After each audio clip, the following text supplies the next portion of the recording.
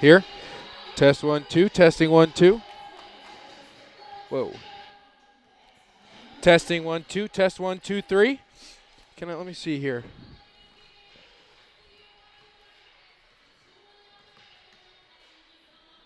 How do I see my levels, Derek? It's up there by the screen. Test 1, 2. Testing 1, 2. All right. All right, let's go.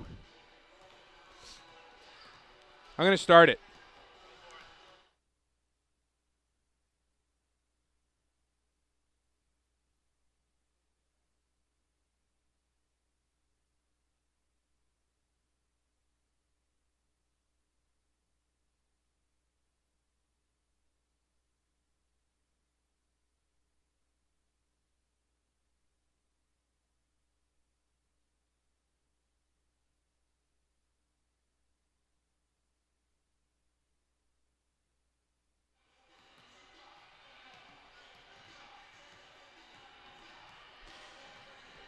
Good evening and welcome to Gill St. Bernard's for tonight's doubleheader.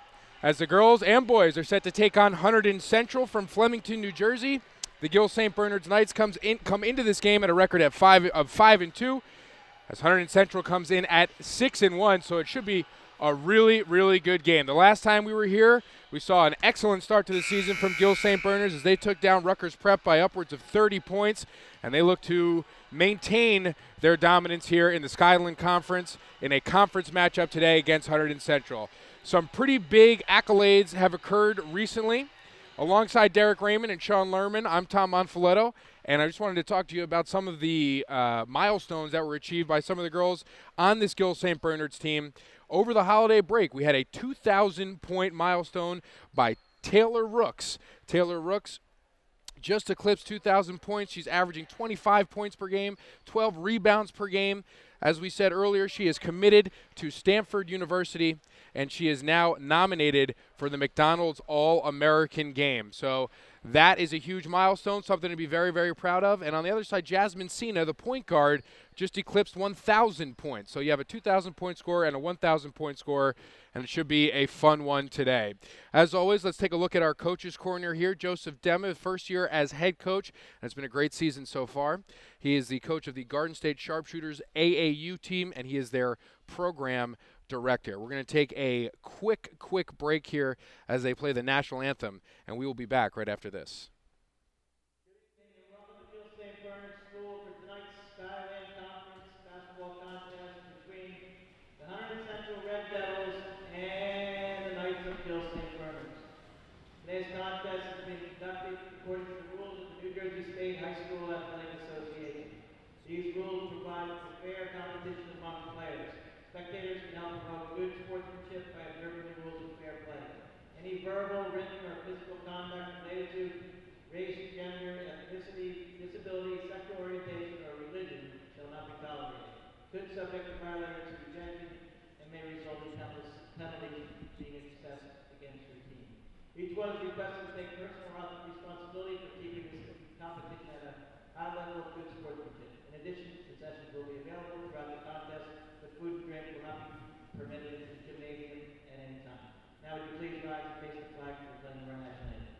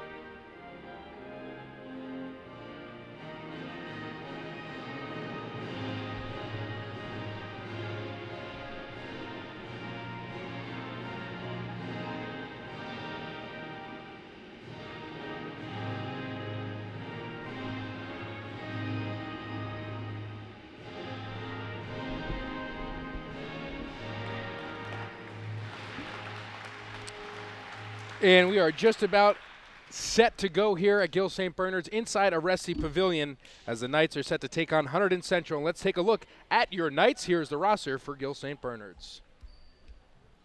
Jasmine Cena, I'm from Lego Pathfinder, New Jersey. Allie Ferreira, Chester, New Jersey. Travina Bennett, Union, New Jersey. Madeline Gallick, Gillette, New Jersey. Taylor Rooks, I'm from Bridgewater, New Jersey. Morgan Rooks, Bridgewater, New Jersey. Emma Dean from Tewksbury. I'm Alexia Lesh and I'm from Berkeley Heights. I'm Allison Coffey and I'm from Warren, New Jersey. Kate Howard and I'm from Forum Park, New Jersey. Samantha Kramer, I'm from Basking Ridge. Hi, I'm Kennedy Whitehead and I'm from Parsippany, New Jersey.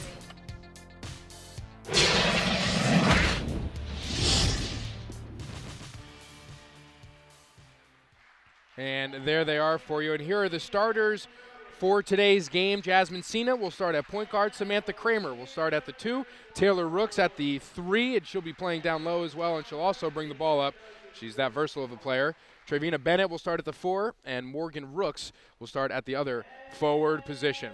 And as the Gill St. Bernard's Knights are introduced by the PA announcer here, we'll tell you about the starting lineup for the visiting Hunterdon Central. Carly Wilson will start. She is a 1,000-point scorer, and as we said earlier, Hunterdon Central is 6-1, and much of their success this season is due to the play of Carly Wilson.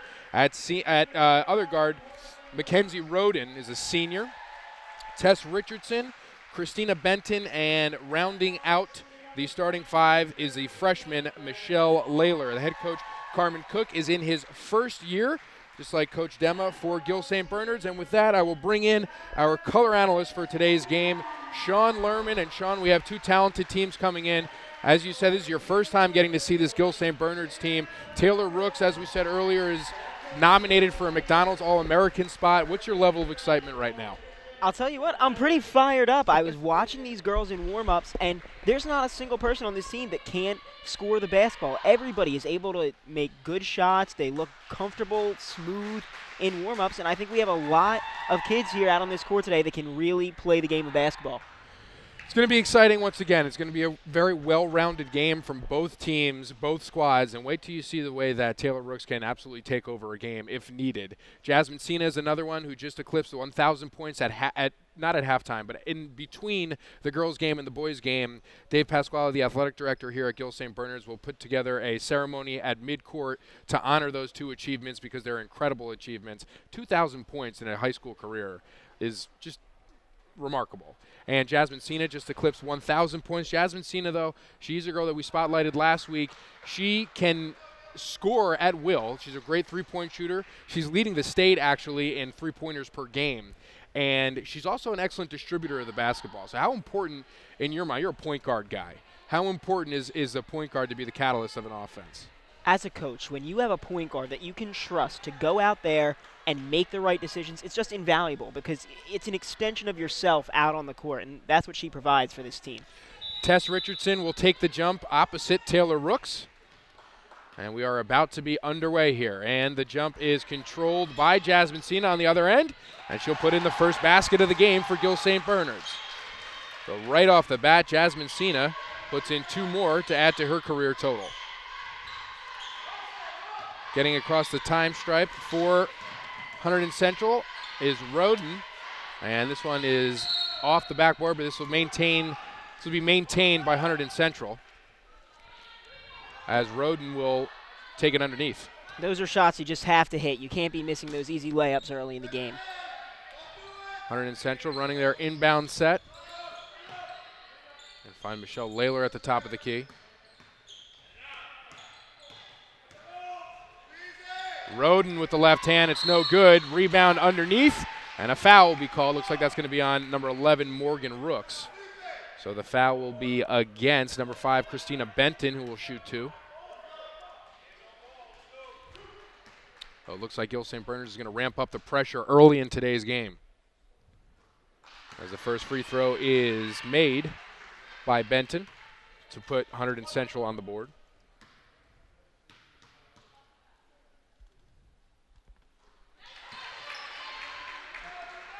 Cena will take it up for Gill St. Bernard's. Samantha Kramer averaging 8 points per game. An outstanding season so far from the sophomore. Swing it to Cena for 3. Got it. Jasmine Cena 2 for 2 to start off tonight's game. And that's exactly what she does. You cannot leave her open. Lethal from behind the arc. This one for 3. That's Carly Wilson. It's no good. Rebound, Trevina Bennett. Trevina Bennett, the top defender on this team, having a great season as well. And here's Rooks for the first time. Rooks into the paint, puts it high off the glass. It's no good. Rebound goes to Benton. Layler underneath, and that'll be another foul called on Gill St. Bernard's. Headed to the line is the center, Tess Richardson.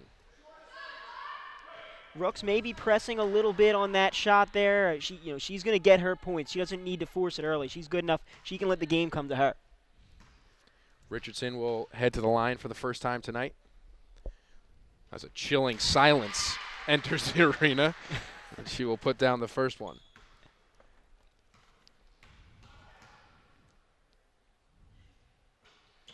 Second one off the back of the rim, but Richardson gets her own rebound. Layler, the 15-footer, it's no good. And this will be off Carly Wilson, so it will be GSB basketball. Tom, that was something we were actually talking about on the way over here is percentage shots and what shots are efficient and what ones aren't. Well, that pull-up 15-footer, that's not an efficient shot. That one doesn't go down enough to make it worth taking, especially when you have no shot clock at this level. It's like a high fastball. It looks great, but it's the toughest pitch to hit. Cena fakes it. It's it back out to Rooks. Samantha Kramer, guarded by the much taller Richardson, who gets a hand on this one. And this is back the other way for Hunterdon Central. Layler looking for Wilson in the corner.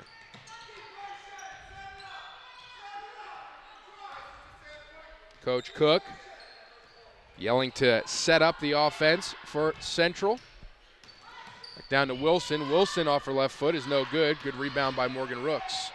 Cena's going to push it. She finds Bennett. Bennett spots up. No good. And this will go off of Gill St. Bernard's. Goes off the thigh of Samantha Kramer. This will go the other way. First time out of the game. Coach Demo will take one as we see the second number from the Gill St. Bernard's cheerleaders. And let's introduce you to our varsity cheerleaders here at Gill St. Bernard's.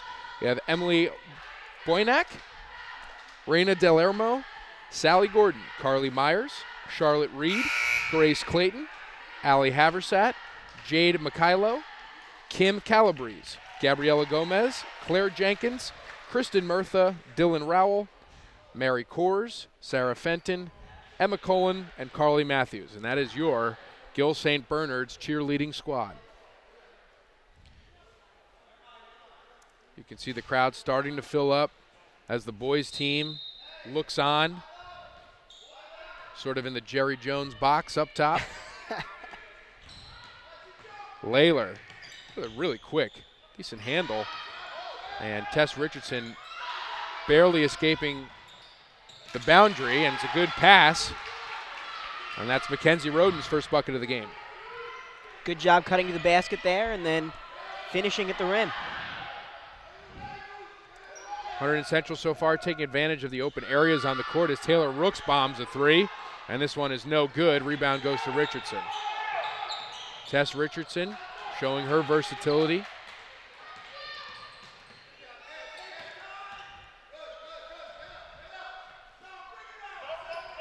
They're going to try to set it up again. Coach Cook loves to slow it down and get something going here on the offensive side. And this will go out of bounds, and it'll be Gill St. Bernard's basketball. A little miscommunication on the pass from Layler. Emma Dean and Alexia Lesh will enter the game for Gill St. Bernard's.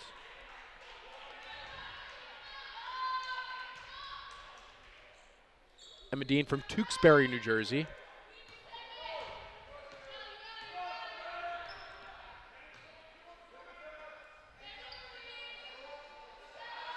Alexia Lesh, the tall freshman, a bright future, comes out to set the screen. And this will be back to Rooks. Rooks probably would have taken the shot if it was a better pass, but she'll get it down to Emma Dean, and a foul will be called on the floor. These teams are both doing a really good job of moving the ball early. They're not taking low percentage opportunities. They're doing a good job constant movement on offense and doing what they need to do. And Sean, you're all about working to get the best shot. And it looks like they haven't forced too many. A couple of them as Taylor Rooks fires a 3, and this one is good. So Rooks on the board for the first time tonight. Really, really good shooting form. You can tell as soon as she lets go of the ball, great rotation. It looks like it's going to go in every single time. And she releases the ball at a very high point, which makes it difficult to get a hand on it or to alter the shot. Carly Wilson diving on the floor, back out to Richardson. Good pass underneath. Christina Benton with her first bucket of the game. Really impressed with Tess Richardson so far. She has a great eye for the game. Really good passing.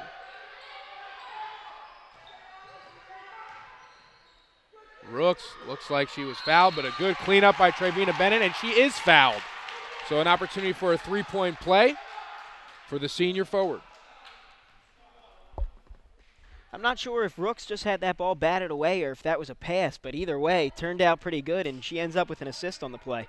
Trevina Bennett, as we said, the top defender on this Gill St. Bernard's team. She's averaging just under 12 points per game, 8 rebounds per game, as she puts this one home for her third point of the game. Good cleanup on the boards. Roden looking for Layler. Layler guarding tightly by Jasmine Sina, and Sina rips it away. Sina to the other end. Fouled, and she'll shoot 2.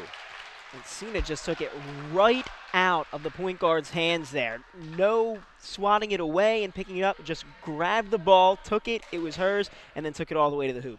One of the things that Coach Dema really stresses is defense and the ability to apply pressure. And then we saw it right there. Jasmine Sina, she knocks in her first bucket of the game.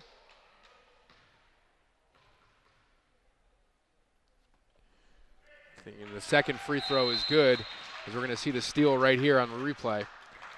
It looks like Hunterdon Central will call a timeout. She gets fouled right there, and she's able to knock down both free throws. So part of the strategy for Jasmine Sina is to get to the line, Sean, because she is so automatic from the free throw line. Great shooting form. I think that's something that you see in the coaching with this team, is that all of these girls, they do exactly what they have to do. They have a nice motion. They finish up high, snap the wrist down the way they're supposed to.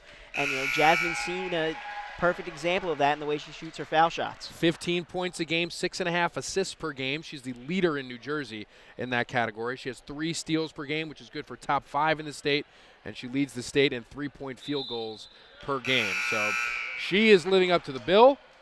And a really deep, loaded team here for Gill St. Bernard's. Enjoying a pretty good season so far.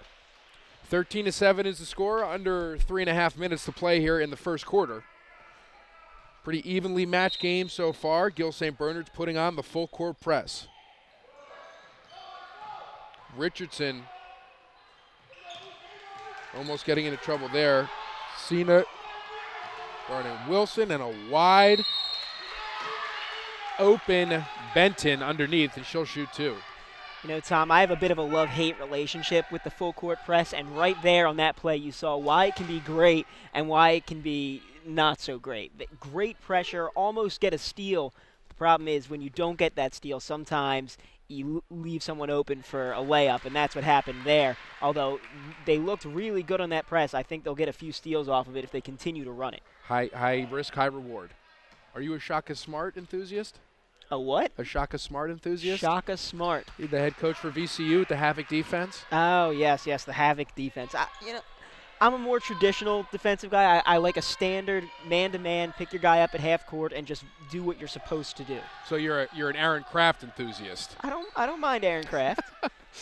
Rooks with the 15-footer, it's no good. Tess Richardson has been all over the court today. Getting rebounds, bringing the ball up, some great looks. She puts this one up, and it's no good. And the rebound goes to Carly Wilson. It can be a jump ball. Possession arrow favors Hunterdon Central.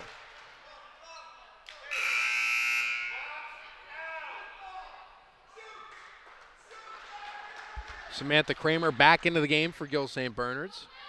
She will replace Emma Dean, the freshman. Layler will find Richardson, guarded by Rooks.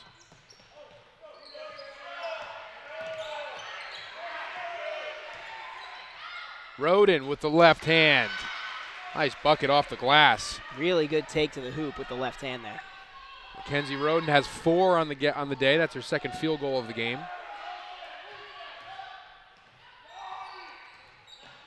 Kramer finds Bennett. Bennett for 3, no good. Roden with the rebound.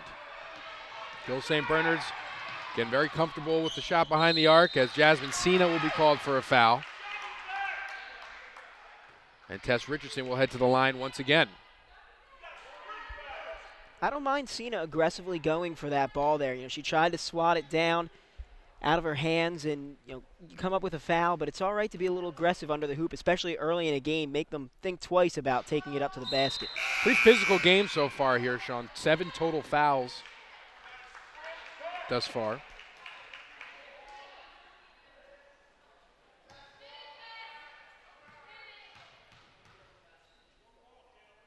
And Hunterdon Central still, the deficit remains at 2 as Cena scoops this one up and finds Rooks. Rooks is Samantha Kramer. Good pump fake. Gets it all the way out to Morgan Rooks. Puts up the shot. No good. Turbina Bennett's going to look for Morgan Rooks. This time closer to the basket. And Morgan Rooks going to put it off the glass and in for her first bucket of the game.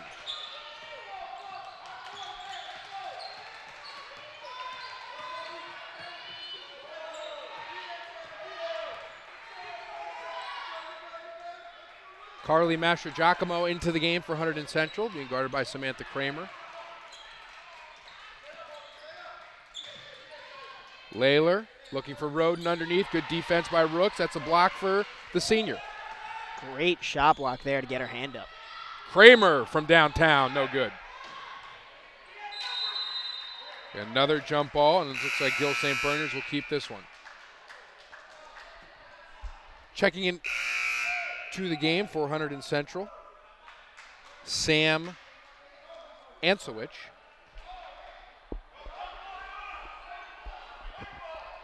She will be tasked with, looks like she's going to guard Taylor Rooks, at least on this set.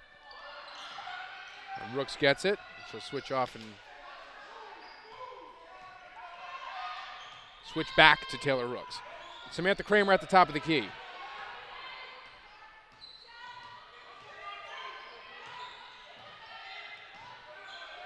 Rooks in the corner, no good. Rebound to Carly Wilson.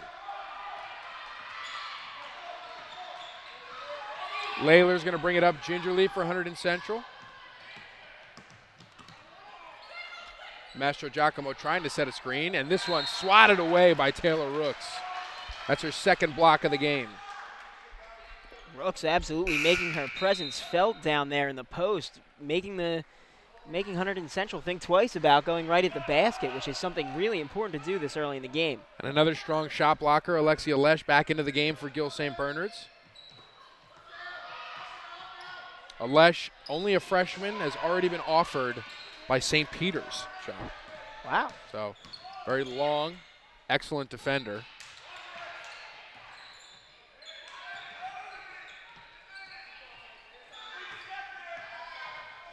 Mastro-Giacomo looking for Layler. Back to Mastro-Giacomo.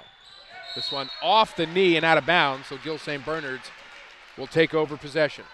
Hunterdon Central pushing a little too hard to score early there.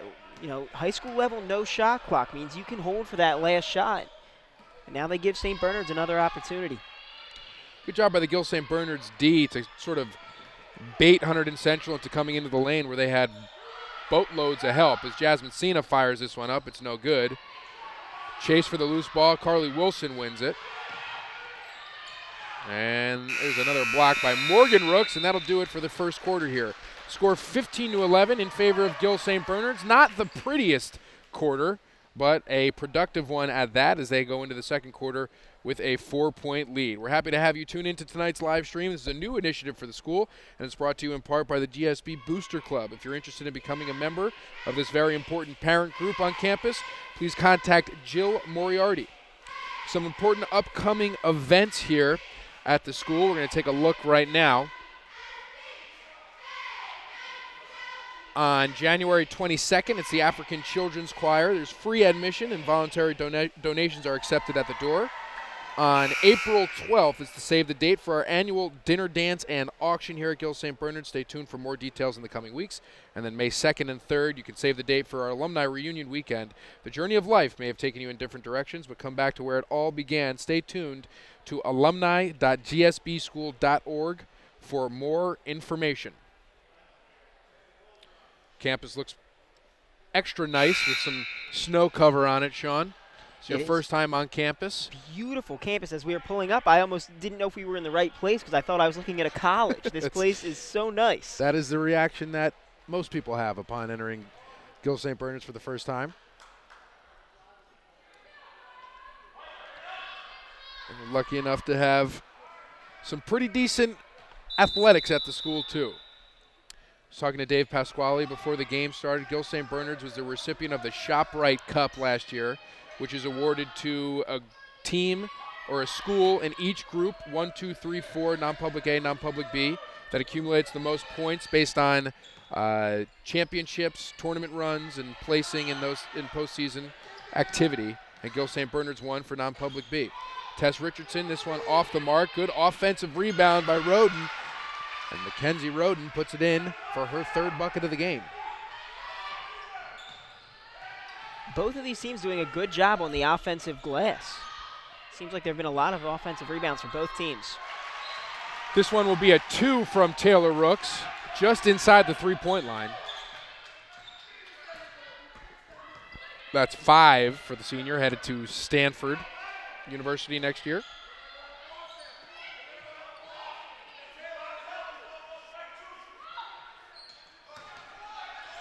And Morgan Rooks comes up with the steal, and Jasmine Cena is going to push it the other way. She finds Rooks. Rooks off the glass, and a hard foul taken.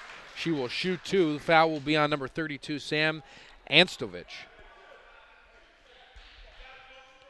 So Rooks will shoot 2, another dynamite free throw shooter. As we mentioned, she is a candidate for the McDonald's All-American team, which would be a really, really cool honor. Last year, she was the New Jersey Gatorade Player of the Year. She was the Star Ledger Player of the Year. She was the Courier News Area Player of the Year. First team All-State. First team All-Area. First team All-Conference. First team All-County. First team All floor. If you roll off a screen and get the ball immediately, you need to be going to that middle of the court. That's exactly what she did there. Gets the basket. Good defense there as Mastro Giacomo will be called for the travel. Emma Dean checks into the game for Gill St. Bernard's.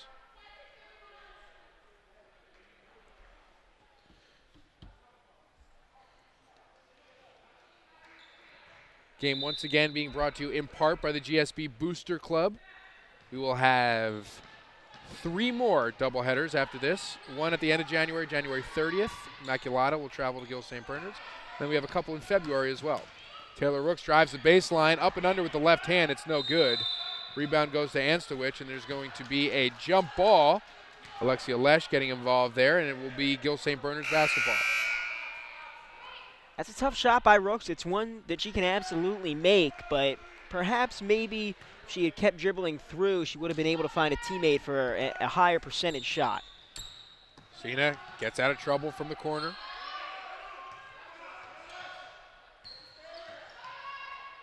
Samantha Kramer, her first 3 of the game of the half, and it's good. Samantha Kramer with 3 more. Brings her total to 8 on the night. Mastro Giacomo loses it. And Hunterdon Central will call a timeout. Coach Cook screams it from the sideline as both fighting for loose balls. Great effort from both teams, regardless of what the score is. So far, it's been a great season for tours here at Gill St. Bernard's. Great attendance from the open houses earlier in the year. If you missed them, they offer a variety of upcoming tours for all grade levels. Lower school Tuesday tours begin January 14th. There will be one on January 14th, February 11th, and March 4th. You can see the GSB homepage for details. Give us a call or drop us an email to register. Middle and upper school weekday tours are available January 9th today, February 13th, and April 24th. You can call to arrange for an individual tour as well. 46-28 is the score. Just over 2 minutes to play here in the third quarter. Gill St. Bernard's so far dominating the second half.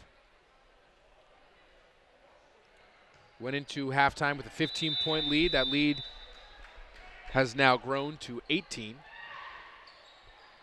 Turnaround jumper, no good. Carly Wilson with the putback, and that's no good. And this will be Gill St. Bernard's basketball.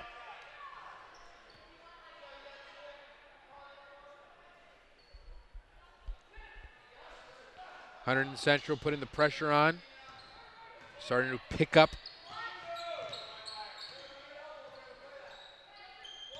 their opponent quickly.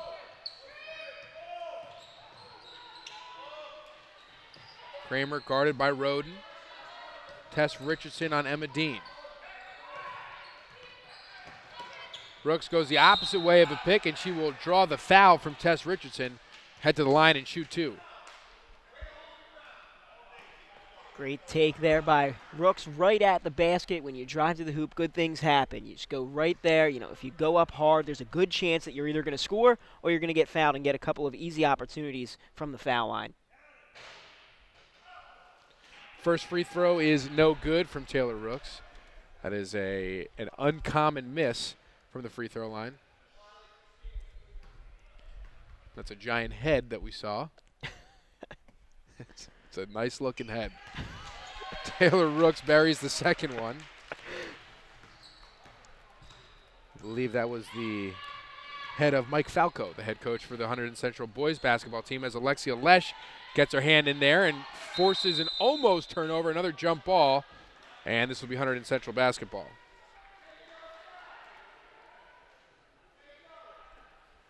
Taylor Rooks has 18 on the day with that free throw.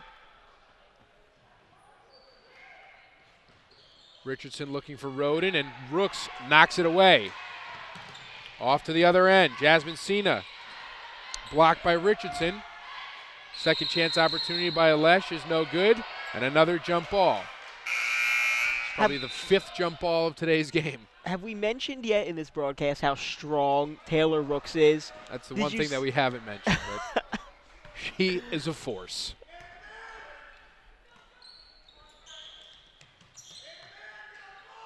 Kramer just misses Morgan Rooks, and this will go out of bounds and hit the scorer's table.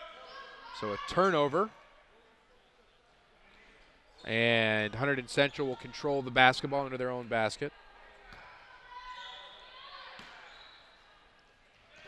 Samantha Kramer picking up Roden immediately. This Gill St. Bernard's team in excellent shape, Sean. Yes. I mean, you have to be in some pretty good shape to run the way that they do on both ends of the floor. Rooks, Euro step. That's a beautiful basket by Taylor Rooks. What a move. Yeah, you talk about great shape. That, you know, it's a testament to the coaching staff being able to get these girls in good athletic shape, able to run nonstop for an hour and a half with no issues whatsoever. I mean, I run for 15 minutes and I'm ready for a nap, so This is very impressive. Been down to tie my shoes and I'm out of breath, Sean. Let alone running a full court press for an entire 32 minutes. Taylor Rooks with the steal. Can we get a dunk? Almost. Finger roll off the backboard will suffice for her 22nd point of the game. Taylor Rooks leads all scorers. I'm going to call a backcourt violation on Hunterdon Central, so the Knights will take over once again. This time with a 23-point lead, 25 seconds to go in the third quarter.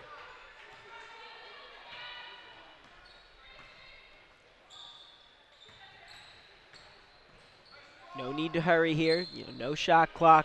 Run the time down and score. Sina with the right hand off the glass. Jasmine Sina. The drive to the hoop.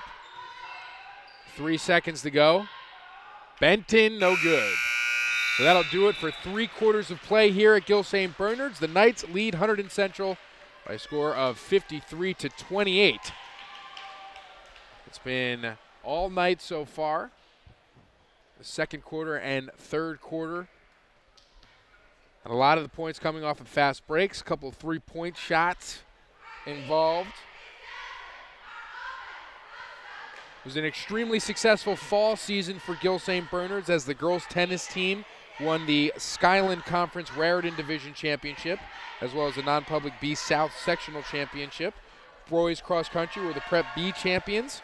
Boys soccer took home the Prep B championship, and also the non-public B South Sectional Championship. And the kicker, the non-public B State Championship. As we mentioned, Gill St. Bernard's a winner of the ShopRite Cup for the non-public B group, and they are certainly in the running for a back-to-back honor to receive the ShopRite Cup after a tremendous fall season. We'll see how the basketball seasons turn out, but they are in great shape so far. Looking forward to seeing Tyus battle in the nightcap. Averaging 25 points per game, which is top 5 in the state, as you can imagine. One of the premier talents in the state.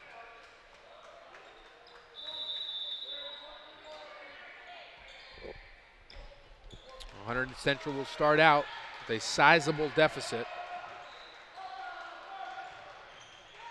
Checking into the game for Hunterdon Central is number 40, Kelly Grant. How about those shoes, Tom? Those are fantastic. I have to get myself a pair of those. Samantha Kramer, back to Cena. Cena for 3, no good. Cena couldn't get the grip on it. A good shot opportunity.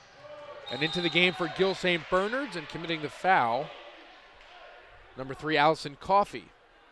Allison, only a freshman, getting some action here along with fellow freshman Alexia Lesh, as well as Emma Dean.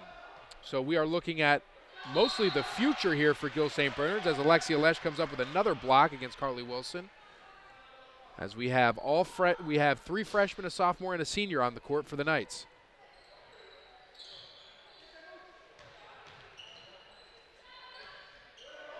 Grant guarded by Coffey.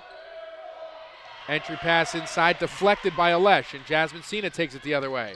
Samantha Kramer wants a 3, but Cena wants it more, and she'll bury it from behind the arc. Another 3 from Jasmine Cena, adding to her state lead in 3-point field goals made per game. Great job there, being very unselfish, passing to the open player, and great job hitting the shot by Cena. Foul will be called, so Christina Benton will shoot 2. Benton has 6 points on the game. Only a sophomore. Great size, some great skills as well.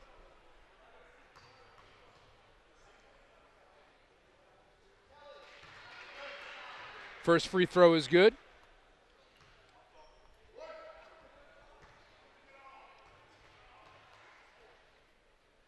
And the second free throw is off the mark. Rebound goes to Alesh.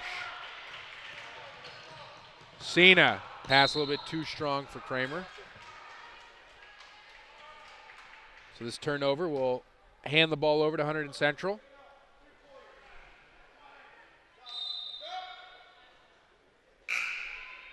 As Olivia Zengel checks into the game for the first time tonight.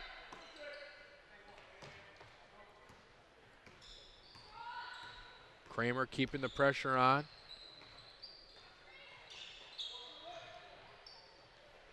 Good cut by Zengel, unable to finish. That was a good look by Kelly Grant. Nice move by Jasmine Cena.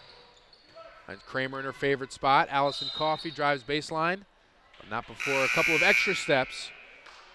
So the ball will head back over to Hunterdon Central. Looked like she got a little ahead of herself there. She saw daylight, saw that she had an open lane to the basket, and just started moving the feet a little bit too early. A little too excited. Taylor Rooks back into the game, along with Trevina Bennett for Gill St. Bernard's.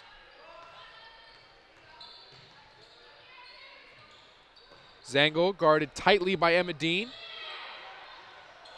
And the pass goes off the back of Allison Coffey, and we have yet another jump ball. I don't think I've ever seen this many jump balls in a game before. Me neither. You see 2, 3, maybe. We've seen 12. Relentless. Relentless grips It really out of is. both teams. It's a testament to the hustle of the players diving on the floor after balls. Absolutely. It's really, really good hustle. Rooks, great pass to Coffey. Coffey! And that's a 2-pointer, not a 3, but a great shot by Allison Coffey. She didn't travel that time. She did not. She just drained a long jumper. Emma Dean with it. Finds Taylor Rooks. Rooks with an unnecessary pump fake. Frustrated after not being able to sink this one. Olivia Zengel taking the ball from us, extremely polite. She did thank us. It was very nice. She did thank us. That was a nice touch.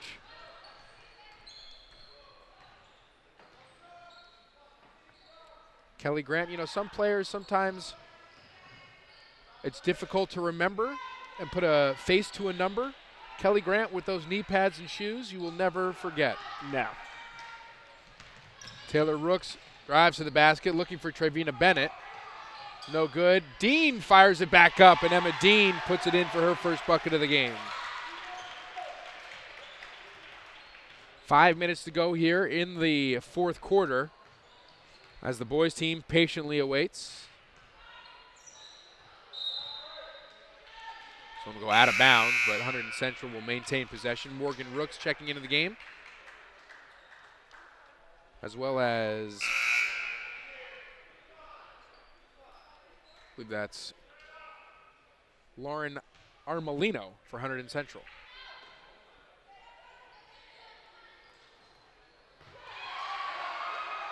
Alexia Lesh doing work on the defensive end. Trevina Bennett dribbles away out of trouble. Smart play by Bennett to just slow it down there. And then she buries a jump shot. That's only a 2.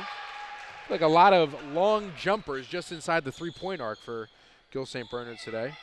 Bennett has 7 on the day. They're going to call a foul on Allison Coffey, a little bit too aggressive. Lauren Armelino, a sophomore for Hunterdon Central.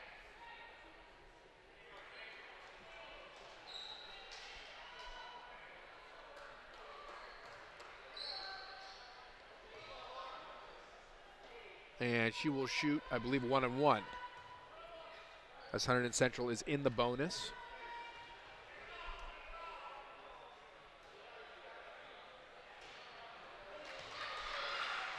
First shot is good, so Armelino gets on the scoreboard.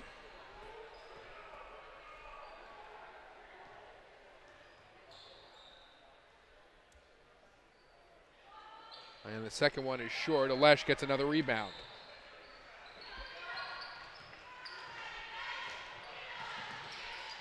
Coffey finds Kramer on the right wing. Kramer is going to be fouled underneath. And the foul will be on Benton.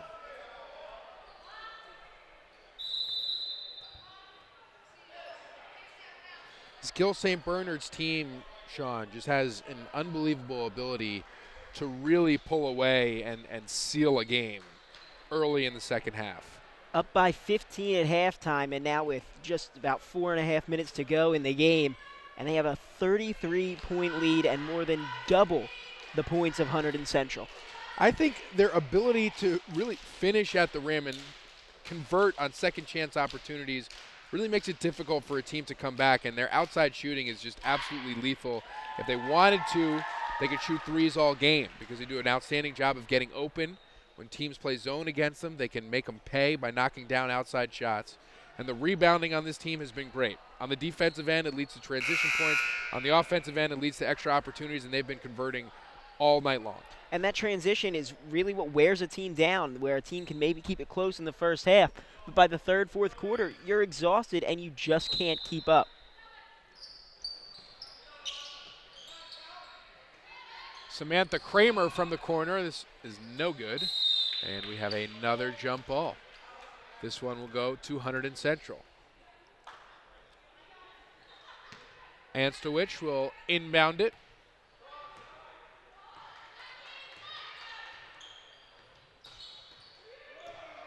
As we said, we are looking at the future of Gill St. Bernard's here, as there are 3 freshmen, a sophomore, and now a junior on the court. So all 5 of these Knights players will be back next season.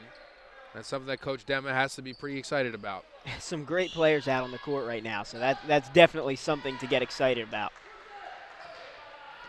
Kramer's going to push it for the Knights. They'll slow it up and find Emma Dean.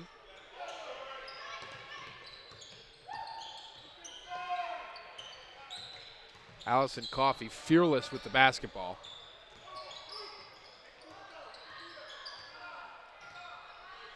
Kramer will dribble it back out. She'll find Morgan Rooks.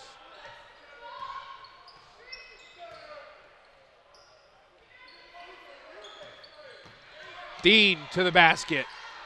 A little bit too strong, no good. Rebound, Anstowich.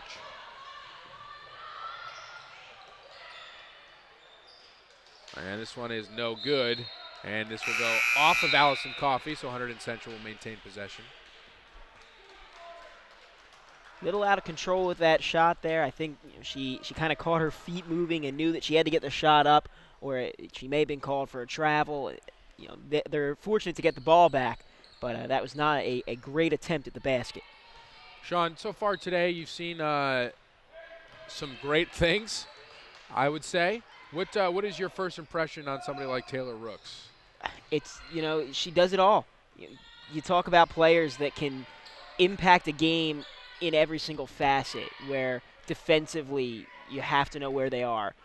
When they're running off the ball, moving without the ball, you have to have a body on them. When they're driving to the lane, you have to be pulling over help defenders, and it's just every aspect of your game plan has to be, well, what does this have to do with Taylor Rooks? Where is she going to be? If we do this defensive strategy, what's that going to leave us with as far as who's guarding Rooks? She just encompasses everything about your preparation for this team, about what you're doing to get ready for this game. She's a stud.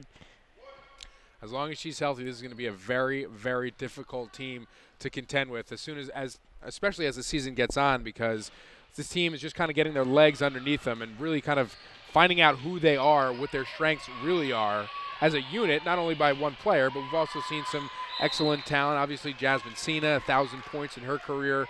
Samantha Kramer's had an excellent game. Trevina Bennett, what more can you say about her on the defensive end? And Morgan Rooks, as Coach Dema said in his interview, really kind of the secret weapon of this team that not many people, well, they pay attention to because they have to after you see her play. But she kind of flies under the radar and makes an enormous impact on this team. We saw this at the end of the Rutgers prep game when we were here, but this is kind of the opportunity that Coach Dema gives Samantha Kramer to sort of run the court here, as now there are 4 freshmen on the court, and Samantha Kramer is the elder statesman of the group. So this is an opportunity for her to really get control of the offense and really kind of get a glimpse of what her role is going to be next year. Yeah, and this experience is, it's easy to say it's a 32-point game. Maybe the players aren't as into it as they were earlier in the game, but Kramer is out there and she knows this is her opportunity to get better. There's only so much that you can do in practice, but there is so much that you can do at the end of a game in real game situations, playing hard. This is just great experience for Kramer with running the offense. Hallie Ferreira checking into the game for Gill St. Bernard's, as Anstowich drains the first free throw. It's her first basket of the game. Crowd starting to pile in here, but excited for game 2 of tonight's doubleheader. Anstowich buries the second free throw. It's Kate Howard into the game for the first time tonight. Give Hunterdon Central some credit here. They're still playing hard to the final whistle. They're not giving up by any means. The young players for Hunterdon Central, as you said, doing a great job, hustling all over the court, fighting for loose balls. It's under 2 minutes to play here.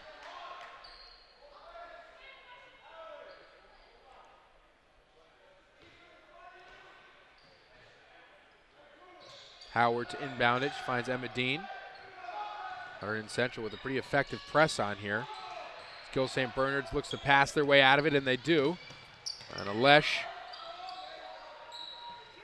Gets out of a trap. Samantha Kramer bombs away. Samantha Kramer. 11 points on the day. He's had a pretty efficient game, I would say. Not a bad day at the office. Not a bad day. Lots to look forward to here for Gill St. Bernard, not only this season, but many seasons beyond this as well.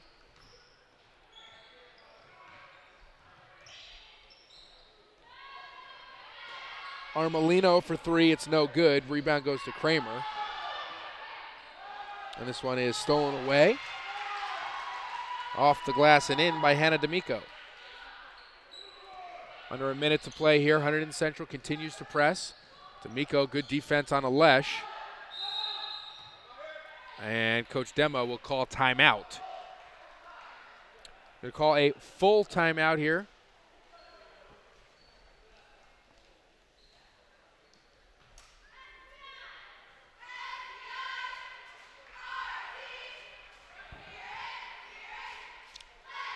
Don't forget our next stream, our next doubleheader that we will be streaming will be January 30th against Immaculata High School, another Skyland Conference foe here for Gill St. Bernard's. And we have a couple more in February 13th, and I believe February 18th. And we will be back here. And these streams are brought to you in part by the GSB Booster Club. If you'd like to be a part of the GSB Booster Club, you can contact Jill Moriarty. Go to gsbschools.org to find out some more information on this parent group.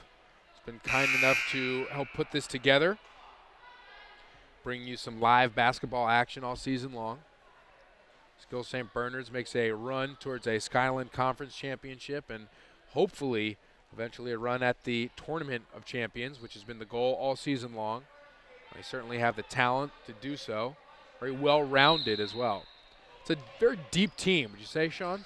Yeah, I mean, you look at this bench and every player on that bench can play. Everybody can come in. You don't lose a step. You don't lose anything as far as knowledge of the defense and the offensive sets. Everybody comes ready to play, and you might be pressed into duty, you might not, but either way, everybody on this team is fully capable of being an important member of the team. Alexia Lesh called on the foul here, so Anstowich will shoot two once again. Just under 40 seconds to play here in the game. Crowd goes deathly silent. And the first free throw is no good. Sean, one thing I should warn you about in the guys' game, I don't know, last time, I forget what, they stay silent for a certain amount of time. And I think they'll remain quiet until Tyus Battle scores for the first time. I'm not sure what it is. Maybe they change it every game. Interesting. Oh, it's the first field goal, I believe. Okay. So it's pretty funny. No crowd noise or anything? No, nothing. Well, there's crowd noise, but the student section doesn't say a word. And then the first field goal, there's a bucket and the foul for Anstowich. The first field goal that's scored, they go bananas. Do they? Yeah, it's pretty funny. Looking forward to that. Pretty exciting game. Looking forward, hopefully we see our boy Ryan McCluskey getting some time in the second game, who I don't like to be biased, but I think he's my favorite player ever to brace a high school basketball court. Anstowich completes the three-point play.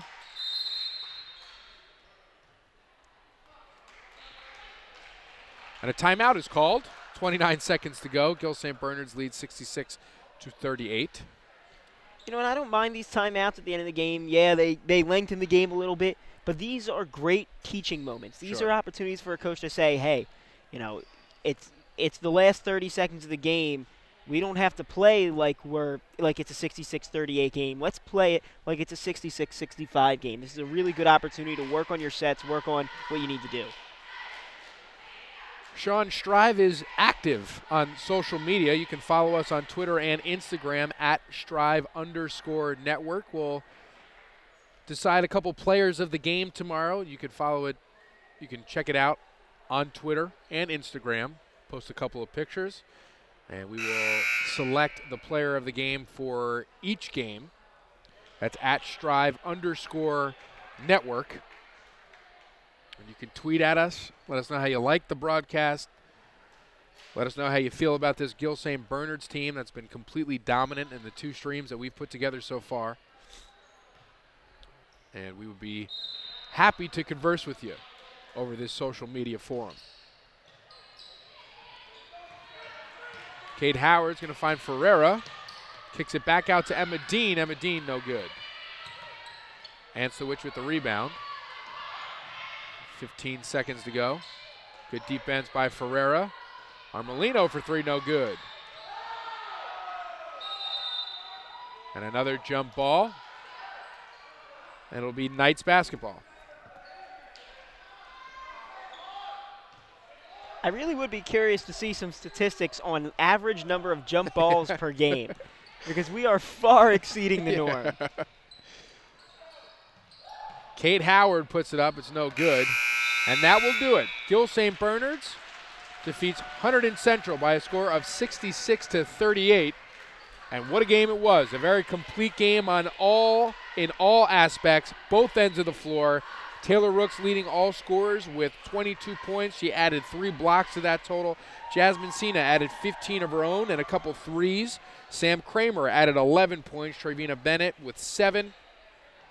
And Morgan Rooks added 4 for Gill St. Bernard. So, Sam, would you say you're pretty impressed with this squad?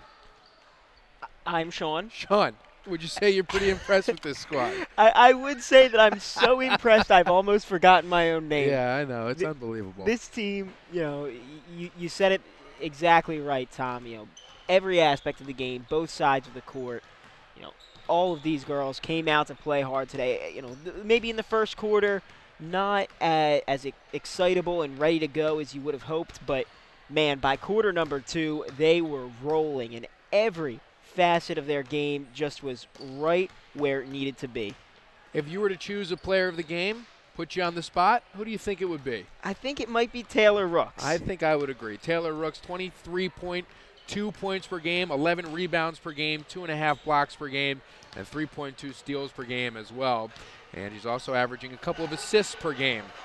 Those aforementioned statistics that I mentioned before the assists, she's top 5 in New Jersey in every single one of those categories. Wow. So another outstanding game from her today on the defensive end, also on the offensive end.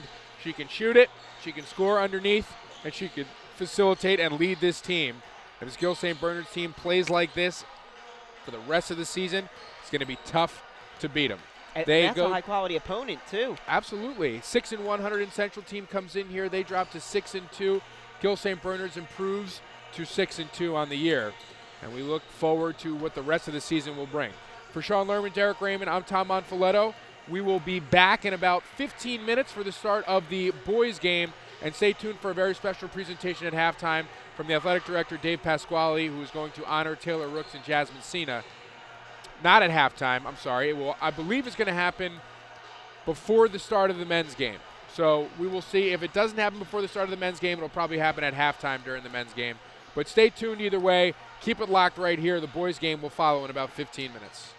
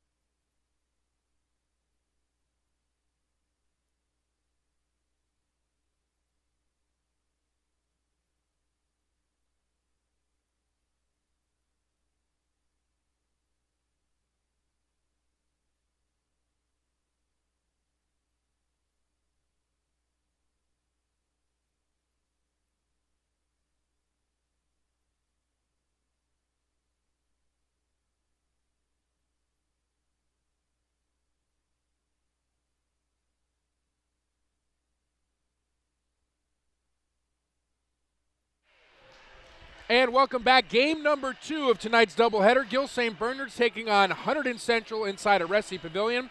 The girls' team took care of business, and the guys' team looks to take care of business as well. Alongside Derek Raymond and Sean Lerman, I'm Tom Monfiletto. Excited for tonight's matchup. Excited for the star-studded talent here on the Gill St. Bernard's team. Tyus Battle coming into the game, averaging 25 points per game. But one of the lesser-known kind of stalwarts of this team and huge key members of this team, Adam Matola. Adam Matola is the subject of our Strive Spotlight today.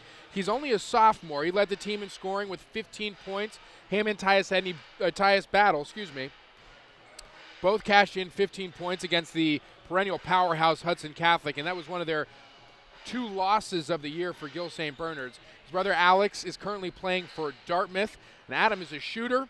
He's a great defender. He can handle the ball, and as he grows, he really uses his size wisely. He's one of the better role players on this Gill St. Bernard's team. So look for Adam Matola, obviously one of the lesser-known players on this team, but one of the most important ones at the same time. I'm going to talk about Coach Cena in here. He is the head coach of the boys basketball team. He is taking over the program after he had been the head coach of the girls basketball team. He's also a phys ed teacher at the school. His playing days, he played at Seton Hall, University of Rhode Island. He played pro basketball in Europe, and he actually holds the record for most points in a game in Portugal, where he scored 68 points in a single game. Coach Cena, we'll hear from him at halftime. Had some great things to say about the team, about his expectations for the team, and about some of the contributions of some of their players. And right now, we have a very special presentation. We'd like to focus your attention to half court as the Cena family and the Rooks family will be honored for a couple milestones that occurred over the holiday break.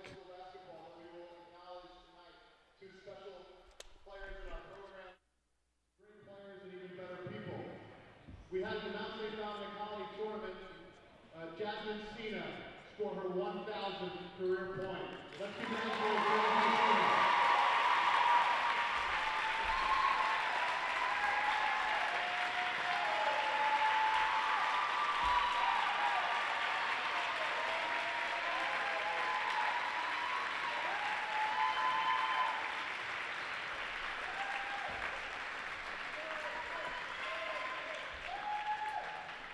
And also at the Milestone College tournament, we had another milestone. Let's all congratulate Taylor Rooks on her 2,000th career point.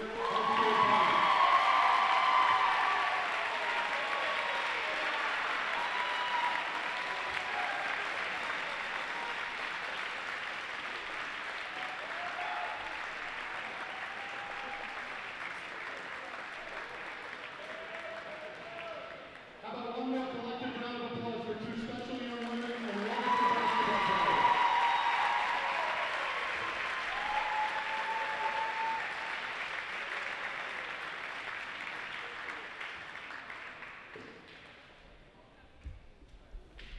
Pretty cool accomplishments here, being rewarded with a ton of class, as is custom here at Gill St. Bernard's. It's all class, and it's been fantastic experience covering basketball for this school so far. So, as you saw there, Jaron Cena, the brother of Jasmine Cena, who's a freshman at Seton Hall University, is the starting point guard for Seton Hall University, able to come here and honor his sister, giving out some commemorative basketballs. Really a great honor for both Jasmine Cena and Taylor Rooks. Let's take a look at the roster for this Gill St. Bernard's Knights team, and we'll be back right after we introduce you to this Gill St. Bernard's team. I'm Michael Moriali from Montville, New Jersey. Harrison DeMera, Basking Ridge. Ian Demarest, Summit, New Jersey. My name is Janos Dekadonas and I'm from Lithuania. Ryan McCluskey, Basking Ridge, New Jersey. Adam Matola, Florham Park. Tyus Battle, Edison, New Jersey. Cole Moriarty, Bar Hills, New Jersey. I'm Julius Thoma. I'm from Lithuania, Vilnius. I'm Matt Del Priore and I'm from Ringgoes, New Jersey. Thomas Johnson, Newark, New Jersey. John May, Bridgewater, New Jersey. Connor Shorten from Chester, New Jersey.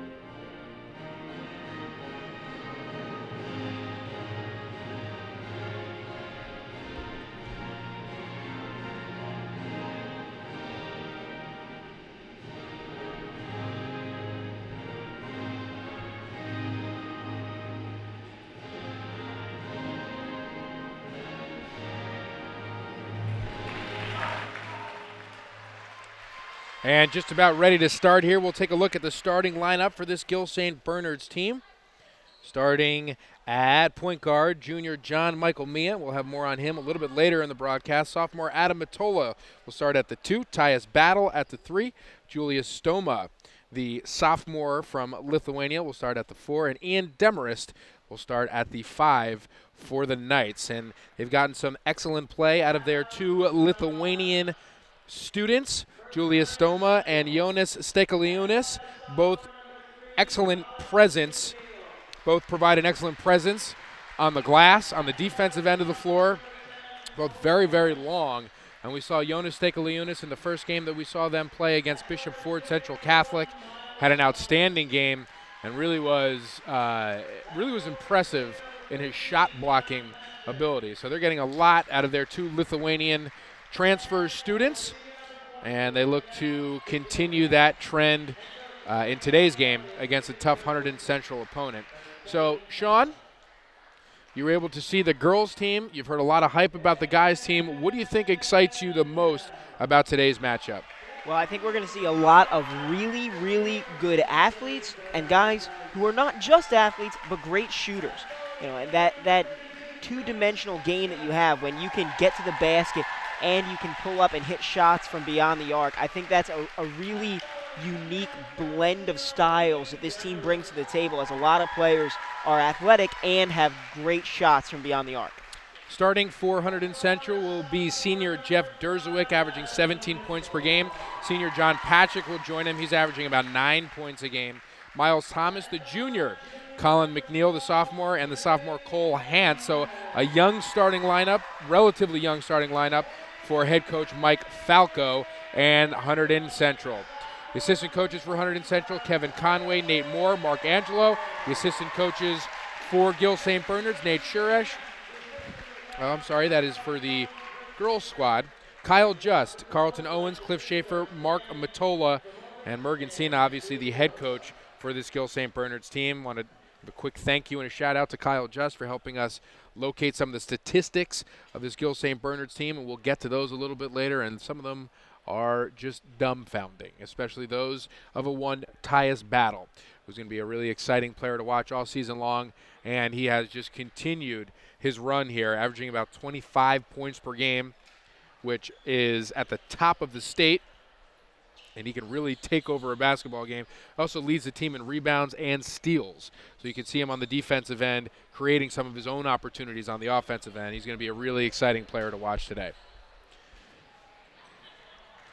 As we said, this Gill St. Bernard's crowd is almost in full force. The student section still filing in here. And we will see if they provide the silent treatment for the first bit of the game, which is always a fun practice. Jonas Stekaliunas will take the jump for Gill St. Bernard's, but it's controlled by Hunterdon Central. Colin McNeil will control it at the top of the key. Backing down Battle, number 24, Derzowick. Ian Demarest on the outside. Three-point attempt. Good defense by Demarest. It's no good. Matola and Battle fight for it, and it goes out of bounds, and Hunterdon Central will maintain possession. Hunterdon Central in no rush to do anything early. They're making their passes. They're not forcing anything. I think that's good, but they do need to take the opportunities to take good shots when they're there. Great move by Derzowick.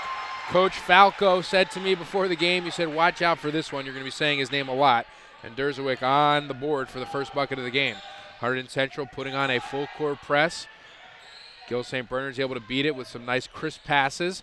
John Michael Mia down low to Jonas Stekaliunas, and that's the first bucket of the game for Gill St. Bernard's. Jonas Stekaliunas starting in place of Julius Stoma, who started the first game for Gill St. Bernard's, has earned his way into the starting lineup. Had an outstanding game against Bishop Ford, and Derzowick fires a three, and this one is good. So Jeff Derzowick getting it done for Hunterdon Central early. Derzowick looks like he's going to be one of those dual threat guys as well, as he took to the basket for the first points of the game and then hits the fadeaway three. Good size as well, probably the tallest guy on the floor for Hunterdon Central, at about 6'3". And this one goes off the chest of Tyus Battle, and Matola a little bit too strong on this one. Miles Thomas breaks the trap for three once again. As Jeff Derzowick puts Hunterdon Central out to an 8-2 lead. Coach Cena calls a quick timeout, gathers the troops. He's going to develop a defensive adjustment here, or else Jeff Derzowick will go off for the entire game. Derzowick, wow, I mean, you look at this kid. I was watching him in warm-ups, and I thought, oh, this looks like a guy who can play the game of basketball, and he's certainly come out and done just that. He's looked like a really tough guy that's going to take a lot of attention from this Gill St. Bernard's defense. Hunterdon Central 2-3 on the season. Playing some tough opponents so far this year. Gill St. Bernard 6-2 on the year. They are ranked number 1 in Somerset County from NJ.com. It looks like Hunterdon Central is going with sort of a box-in-one zone here, as they will have John Patrick spying Tyus Battle.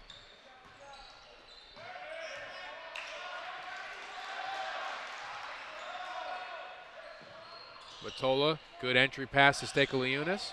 Swung all the way out to Demers, and a good block by Hunterdon Central. That's number 10, the sophomore, Cole Hantz, with 2 ends. Ian Demers wide open for 3, and he's going to bang those all game if you give them to him.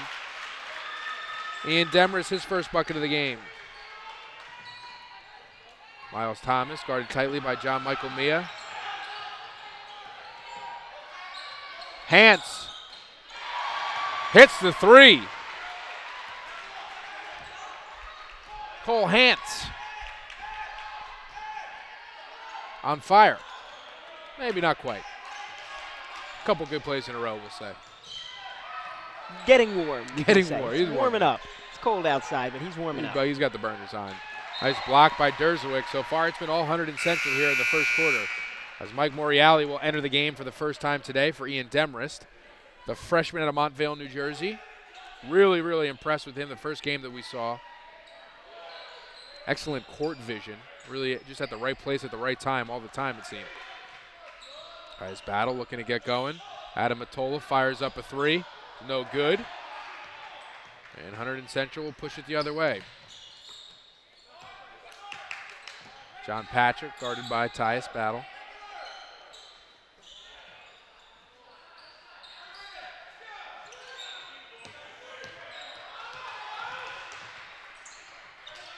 Hantz gets it over to McNeil. Thomas gets it back to McNeil. They're going to swing it over to Derzowick. Derzowick, good move, beats Stekaleunis to the hoop.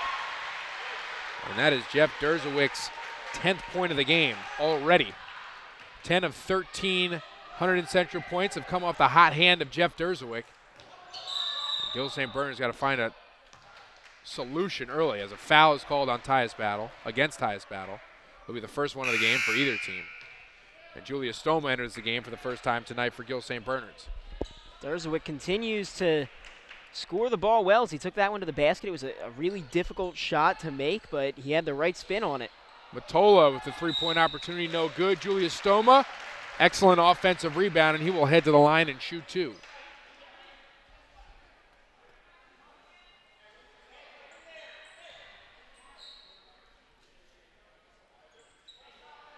Julius Stoma, 3 points a game, 3 rebounds a game. He's got 4 steals on the season. We're known for his defense, as the first free throw is no good.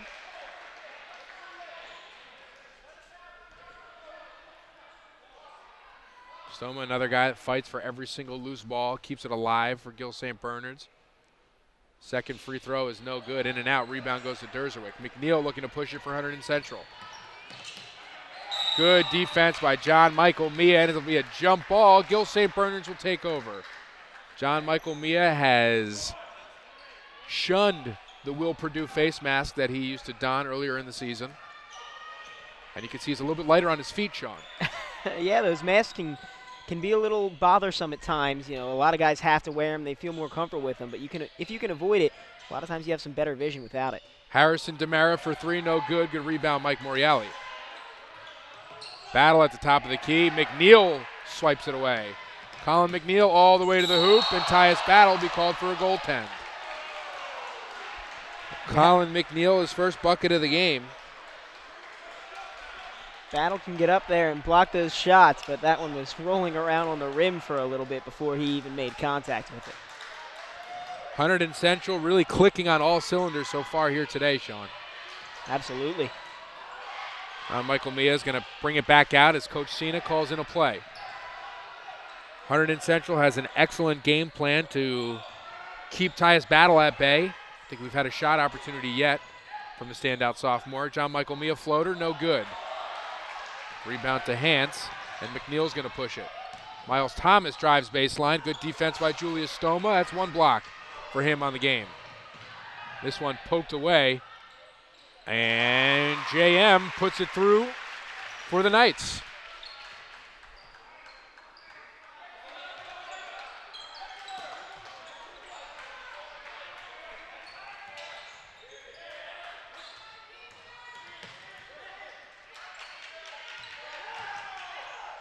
Derzowick finds Hance in the corner. Hance no good. Good rebound, Miles Thomas. And this one will drop for Hunterdon Central. Well, that was just a missed assignment by Battle there, where he didn't block out his man like he was supposed to, and that sometimes can happen. I'm sure later in the game he'll correct that, but those points you can directly relate to not blocking out. Battle skies for a jumper. It's no good. Miles Thomas will control it for HC.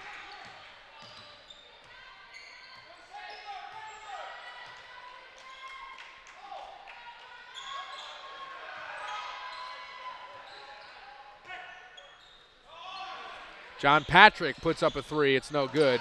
Battle with the rebound.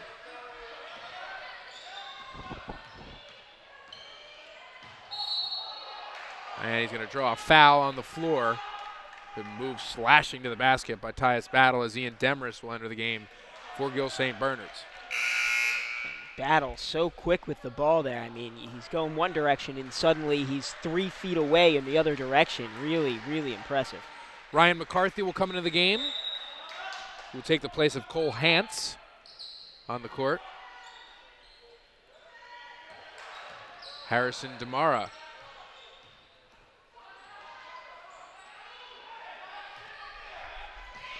Demarest for 3. Got it. Demarest just kind of rips line drives at the hoop, Sean. Yeah, not a lot of arc. Usually you tell your guys to get the ball up there and you have a higher chance of hitting the shot, but if you can throw it right at the hoop and get it to go down, why not? He is the angriest three-point shot I've ever seen. Just like he's angry at the basketball. Moriali for 3, no good. Derzowick all the way down. Good foul by John Michael Mia. Derzowick will head to the line and shoot 2. Something to keep an eye on here is that it seems like Gill St. Bernard is going to get a lot of opportunities here for corner threes. Hunterdon Central running a 3-2 zone, which means that those corners on defense are the responsibility of their 2 big guys on the court to run out and cover a lot of ground to get a hand in the shooter's face. So watch for those corner threes and the below the break threes to definitely be something that they could score off of quite a bit here. Derzowick buries the second free throw attempt. Extends his point total to 11.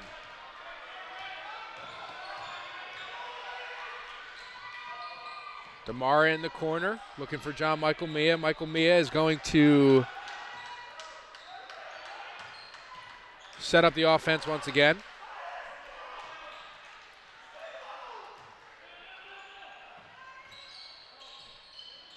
Moriali skies over Derzowick, and this one is no good. Miles Thomas with another rebound.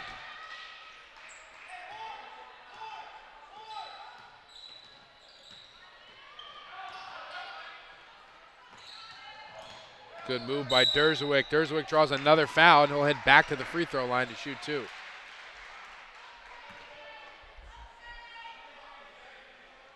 So So far, Gill St. Bernard's owns a pretty significant height advantage here, and unable to really take advantage of that so far. Derzowick, first free throw, it's good.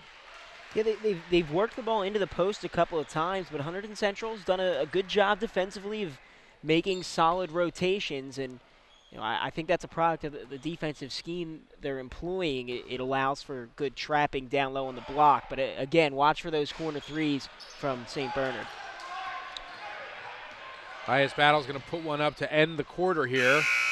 And it's going to go off the front rim. So a first quarter that Gill St. Bernard's would like to forget. A good one for Hunterdon Central, as Hunterdon Central leads 19-10 after one. Like you said, Sean, this defensive scheme from Coach Falco is pretty much working wonders for them so far. Yeah, and the 3-2, it's a defense that I like. It's a defense that if you use it in the right way, can really provide a lot of great defensive opportunities. But it's one that has some holes in it. It's one that, with some good offensive schemes, you can really take advantage of. And I would watch for Gill St. Bernard here to make some adjustments here in the second quarter, and I'd watch them to score a lot of points. This doubleheader brought to you in part by the GSB Booster Club. If you'd like to be a part of this parent organization, you can contact Jill Moriarty. You can go on to gsbschools.org for more information on the GSB Booster Club, to extend a giant thank you to them. Without them, this wouldn't be possible. Our next doubleheader will be at the end of January, January 30th, as Gill St. Bernard's will take on Immaculata, both girls and boys. Nice backdoor cut from Derzowick, gets right behind Mike Morielli. This picture perfect backdoor cut. Well-designed play there.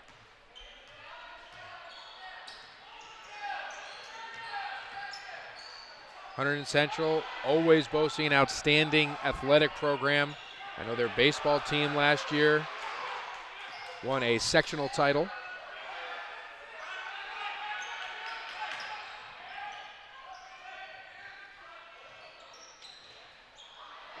John Michael Mia in the corner, no good. Ian Demers is there to clean it up. Demers banging the boards.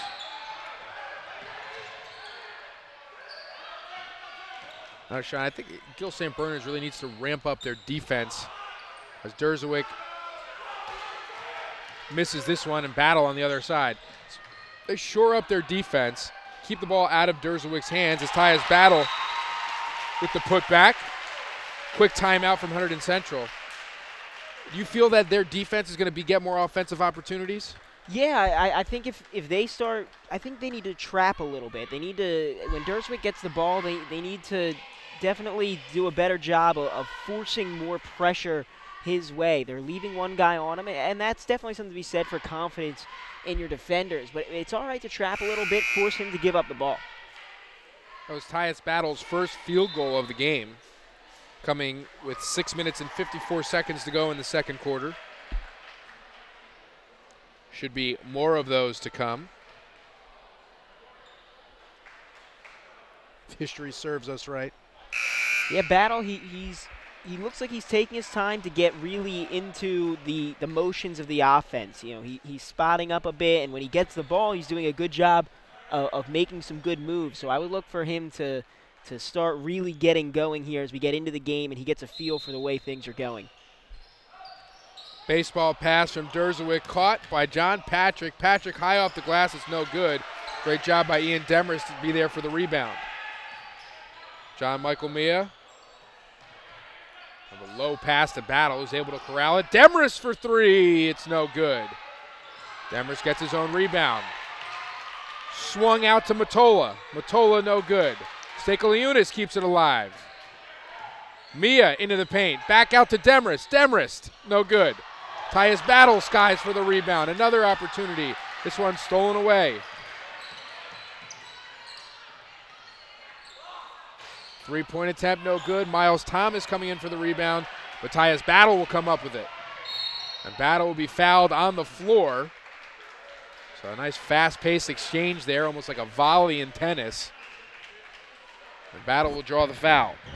And that rebound by Battle down a couple possessions ago, I couldn't believe how high up in the air he got. His neck is at the rim usually when he grabs those rebounds. So he's going to actually, you're going to get him for a shooting foul. So that'll be a foul on Christian Shaw, I believe, the freshman forward. Will check out of the game. Ryan McCarthy back into the game for Hunterdon Central, and Ian Demarest gets a rebound off the missed free throw.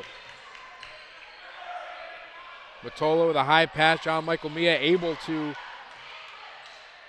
control it. Tyus Battle with another rebound. Hands it off to Demarest, and it's back to Matola. Battle at the top of the key. Good defense by John Patrick. Mia hits the three. John Michael Mia getting it going for Gill St. Bernard's here as GSB shrinks the lead to 3.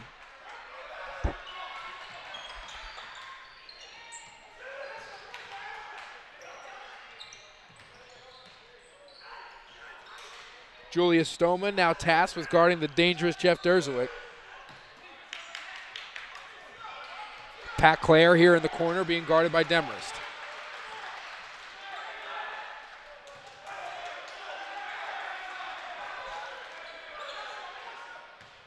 Derzowick, good double team there, and he still maintains his composure, able to get this bucket. Nice pass underneath to Julius Stoma from Adam Matola. Stoma answers with the bucket on the other end. That was a beautiful pass. Not a lot of room to get that through, but he really fit it in there. Great job. 16 points for Derzowick so far. 4 minutes and 40 seconds to go here in the first half. Foul will be called on Ian Demarest. He can't believe it. You know, may have been a jump ball. I think he reached around the back there to try to get contact on the ball, and that's why we saw the foul called. Timeout on the floor. I want to remind you about Gill St. Bernard's various camp opportunities here on campus. 79-acre campus offers a variety of camps for kids of all ages. High Hills Day Camp features enrichment programs, athletics, and more for ages 3 to 15. You can learn more about our offerings at the sensational summer fairs throughout January here on campus for our open houses each month starting in February. You can see all the details at www.highhills.com. That's www.hihills.com. Some upcoming athletic events. Tomorrow, the indoor track and field team will head to the Indoor Track and Field Invitational at East Stroudsburg University in Pennsylvania. There will be a varsity swim meet versus Phillipsburg High School. Girls basketball will take on Springfield Central High, at Pope John in Sparta. Next Saturday, the boatload of athletic events. The varsity swim team will take on Montgomery in the Skyland Conference Championships. The girls basketball team will take on Hillsborough right here in Oresti Pavilion. The boys basketball team will take on Hillsborough at Hillsborough, and the ice hockey team will be away at the Skylands Ice World, and they will take on Vernon High School. Coming out of the timeout, Hunterdon Central leads by 3. John Patrick inbounds it to Jeff Derzowick.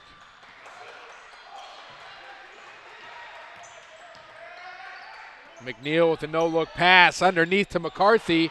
Good defense there by Ian Demarest. Mike Moriali for 3. He's got it. The freshman, first bucket of the game. Sean, if they can get it going from behind the arc, there's going to need to be some serious defensive adjustment from Hunterdon Central. Yeah, you saw they had that decent deficit that they were playing from, and suddenly we have a tie game here after the three-pointer, and if Hunterdon Central doesn't watch out, could be getting out of hand pretty quickly.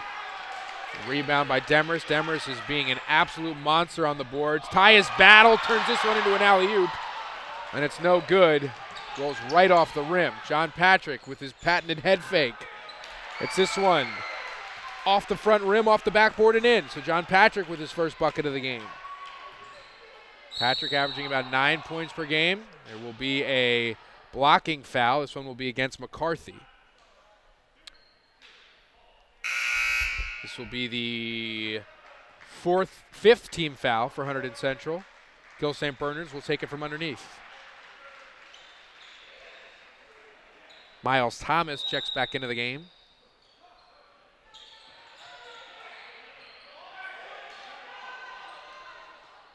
Going against this kind of zone really opens up the opportunity for some really good, crisp passes. As Demers fires another three, it's no good. Unable to get his own rebound. Yeah, and I think we see Hunterdon Central there dropped into a 2-3 zone to protect those corners. So look for now those above the break threes, those higher up threes towards the top of the key now are going to be pretty important for the St. Bernard's offense. How much does giving an offense different looks on the defensive end really confuse you? You know, it's important because, you know, a lot of players don't have that court awareness at this level to see the defensive changes, and they just think, okay, they were playing a 3-2 a couple minutes ago. I should spot up in the corner, when really if they switch to a 2-3, you have to move higher up the court. John Michael Mia hits the runner in the lane. He's got 4 so far. Sorry, 5. Forgot about the 3 that he hit.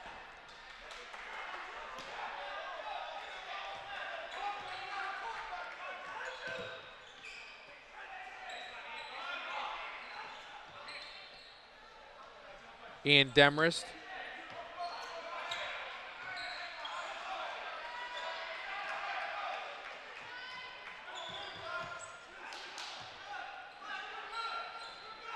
Looks like Gill St. Bernard's dropping into a zone themselves. Daring Hunterdon Central to hit the outside shot. Cole Hance refuses to. Gets to McNeil. McNeil in the paint. They're going to get it to John Patrick for 3. It's no good. So Gill St. Bernard's mimicking the defensive strategy. As John Michael Mia pulls up for 3, it's no good. Tyus Battle with the rebound. Miles Thomas knocks it away. They're going to call a foul on Thomas. It'll be the 6th team foul. And will be in the act of shooting. So Tyus Battle gets to the free throw line for the 2nd time tonight.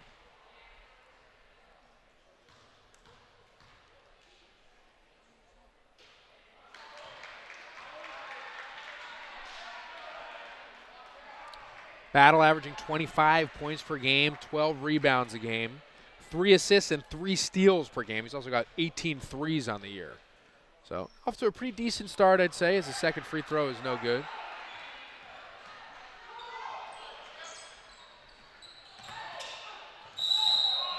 And a blocking foul is called on Ian Demarest. Unable to set his feet. It's Cole Hance. Runs into him, and he will shoot 2. And it's a shame because Battle was coming over with the help defense ready to swat that one through the floor, I think.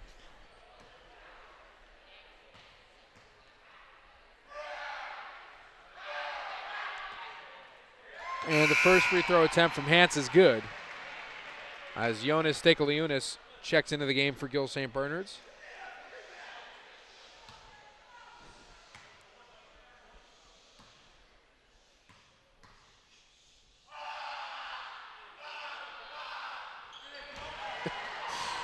Cole Hance. It's a unique way of throwing off the other team, Tom. Hance puts in his 2nd free throw for his 5th point of the game. Tyus Battle with his first 3-point attempt of the game. It's no good. Good rebound by Stekaliunas off the glass and in. Jonas getting on the board for Gill St. Bernard's.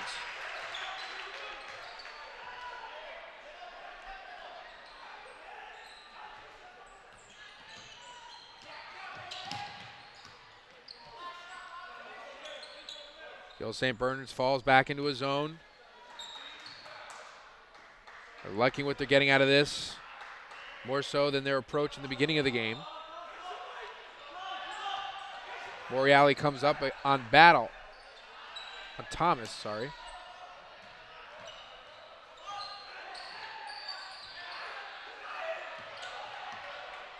John Patrick looking for something.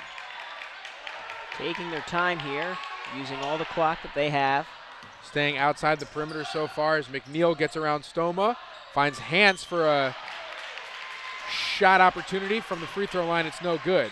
Mia on the other way for the Knights. Moriali for three, no good, gets his own rebound. Mia for three, no good. Stoma with his own rebound. Put back attempt, no good. And they're going to call a late foul on Colin McNeil.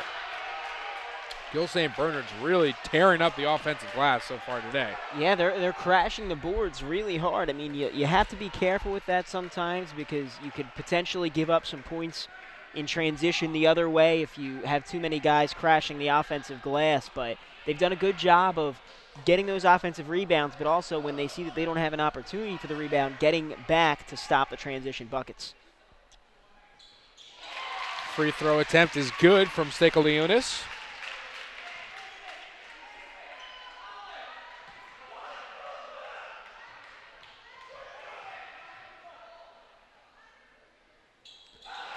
And the second one is good.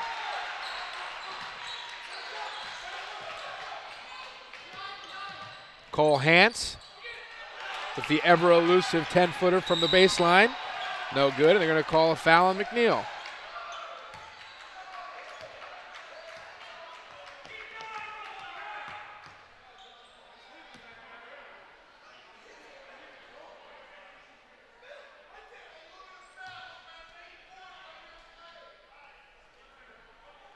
Stekaliunas will shoot 1-1 once again here as Gill St. Bernard's is in the bonus. Jonas averaging over 5 points per game, a couple of blocks and 4 rebounds per game as the first free throw is no good. And now they're going to call a foul on Stoma, I believe. So it'll be Hunterdon Central basketball. At 1 second left here in the first half as Gill St. Bernard's leads by 2.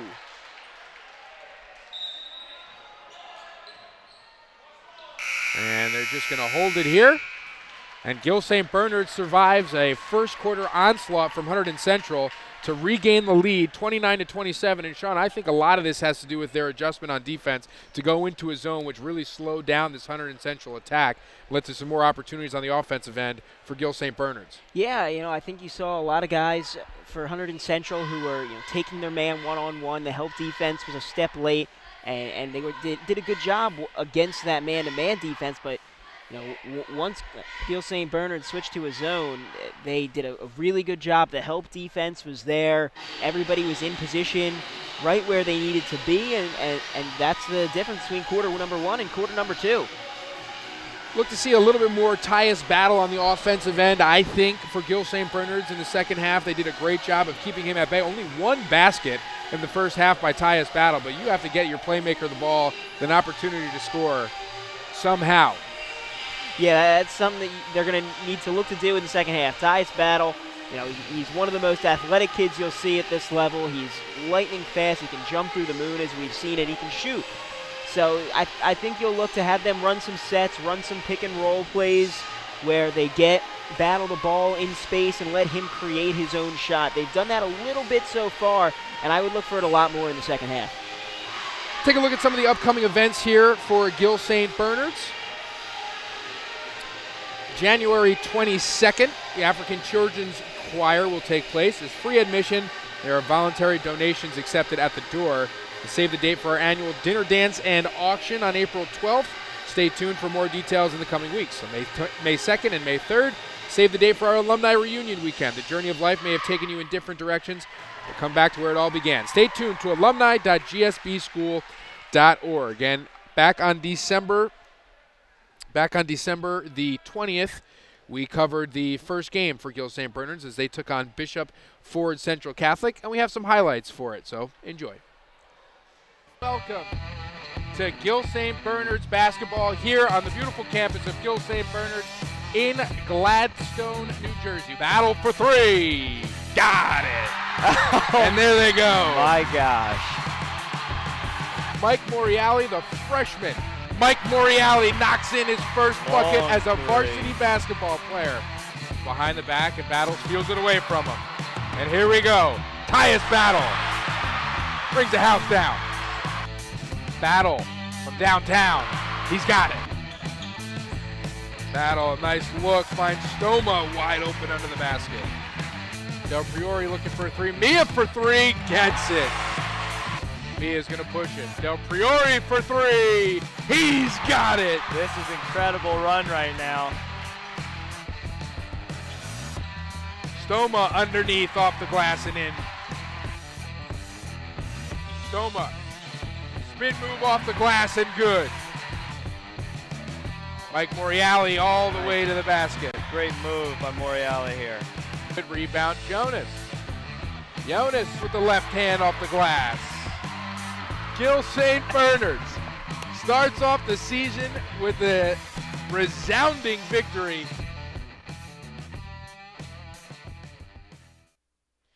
So that game was all Gill St. Bernard's, a 30-point victory to start out the season. Seeing much more of a battle here today against Hunterdon Central. Hunterdon Central, a team coming in at 2-3, didn't really know what to expect. Their leading scorer, Jeff Derzowick, been saying it right the whole half, just forgot it for a second. Jeff Derzowick averaging 17 points per game, really came out on fire in the first quarter, 16 points in the first half, but it seems like Gill St. Bernard's found an answer for him in the second quarter. Yeah, Tom, and it was all about that zone. Derzowick was taking his man one-on-one, and he did a really good job of getting to the hoop, of hitting shot. He had a three-pointer in there, a shot from beyond the arc. But once Gill St. Bernard's switched to that zone, it was like Derzowick disappeared. He didn't know what to do with it, and that goes back to something we talked about in that first half, is guys adjusting to the defense being played. Derzowick just couldn't find the holes in that zone. Part of the reason for that was the adjustment made by head coach Mergen Cena. We were able to catch up with Coach Cena before the season started. Here are some of his thoughts before the season started on this Gill St. Bernard's team, which is now 6-2 on the year.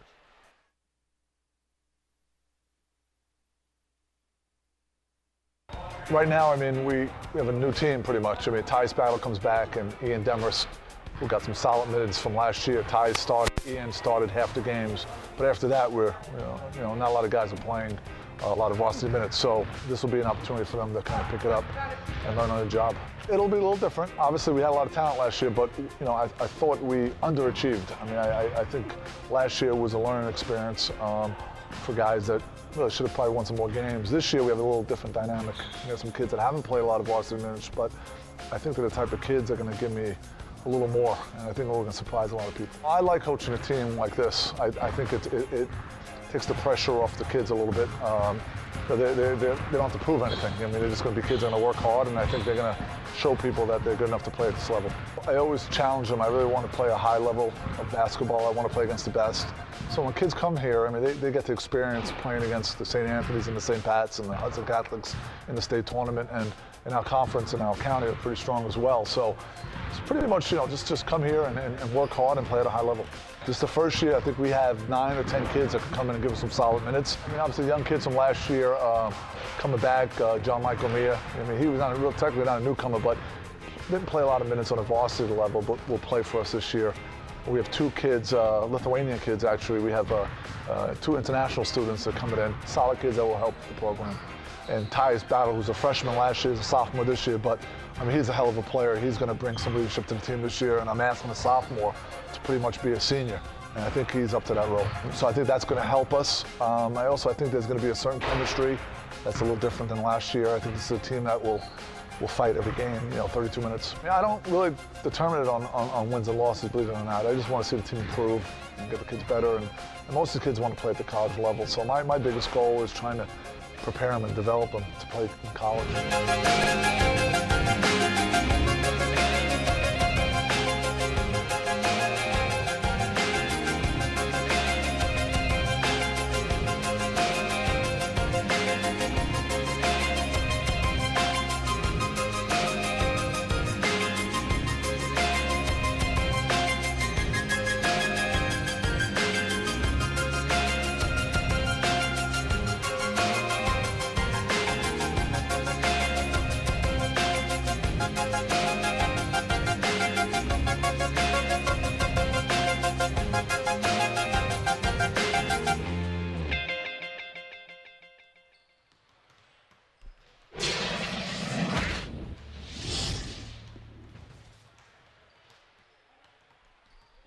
And welcome back to a Resty Pavilion. Second half about to get underway here as Gill St. Bernard's leads Hunterdon Central by a score of 29-27 alongside Derek Raymond and Sean Lerman.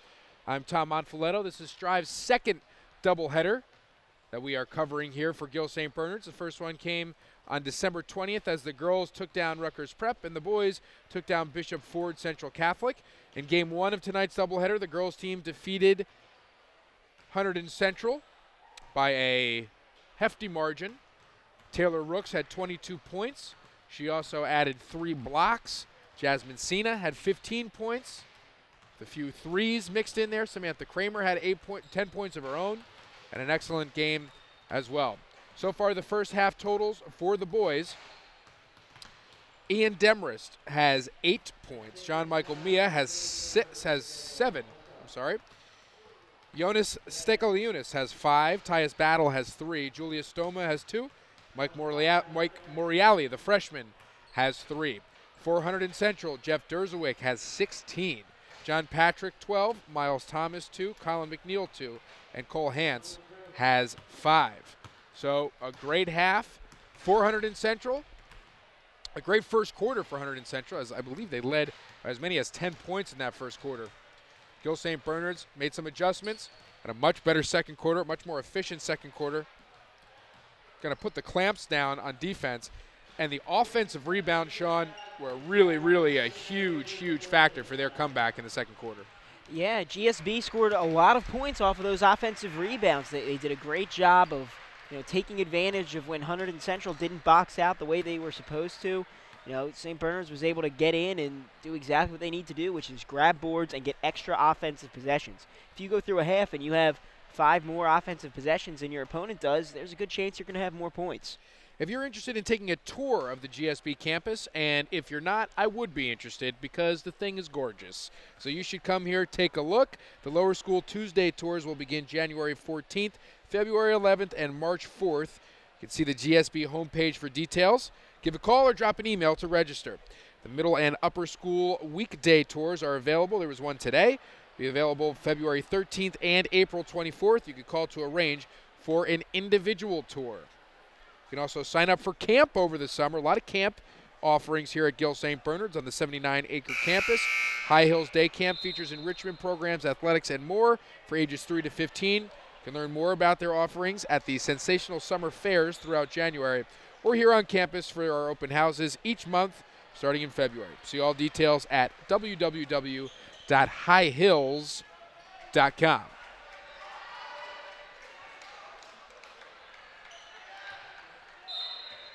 Now, Gill St. Bernard's will start with the basketball here to start off the second half. We'll see if they can turn things around and be a little bit more consistent here in the second half. Moving the ball a lot quicker. Tyus Battle puts up a 3. It's a good look, but it's no good. Miles Thomas takes the ball from Jonas Stekaliunas. Miles Thomas has been rather pesky all game long. Pesky is definitely the right word for it, I think. He's been all over the place. Colin McNeil almost stepping out of bounds, able to control himself.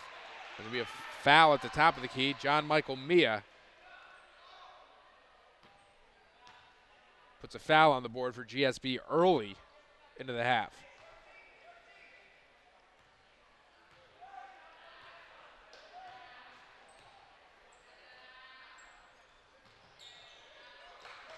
Hunterdon Central drawing up a play. Looking to get the ball in the hands of Jeff Derzewick.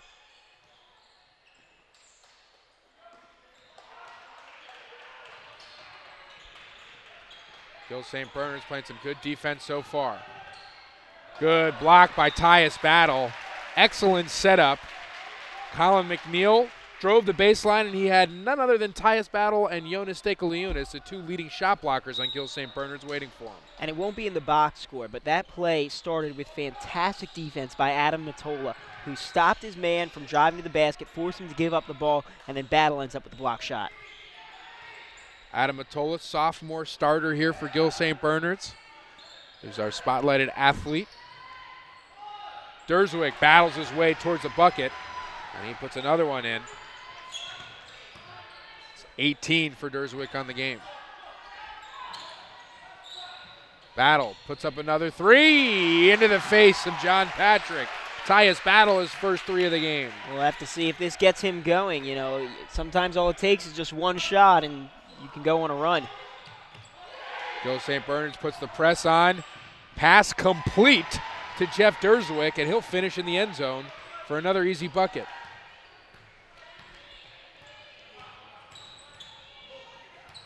Ian Demarest would have been called for pass interference if that was a football pass. And the three hit by John Michael Mia. Answers right back. 35-31 is our score. Much more up-tempo second half, and they're going to call a walk on Miles Thomas. Great defense there by JM. And here it goes. The Knights are really bringing it on both ends of the court. They're hitting their shots. They're playing really suffocating defense all over Hunterdon Central as soon as they get the ball. And, you know, that's why they've got a bit of a lead now.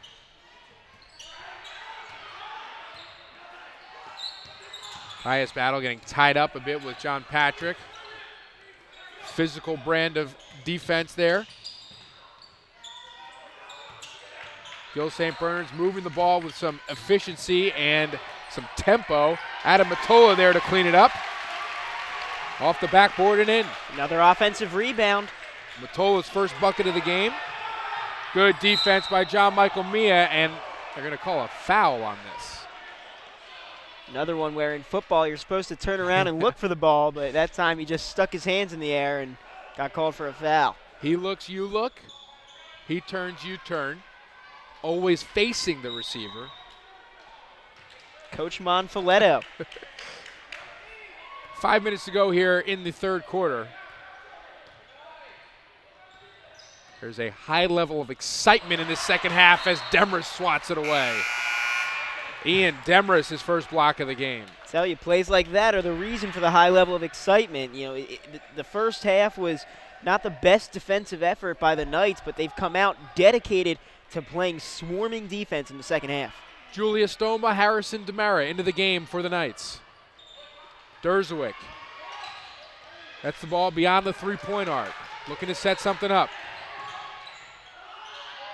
Finds McNeil. No good. Rebound Demarest. Matola slashing all the way to the bucket. He'll draw the foul and head to the line. That'll be a foul on Cole Hance, and Adam Matola will get there.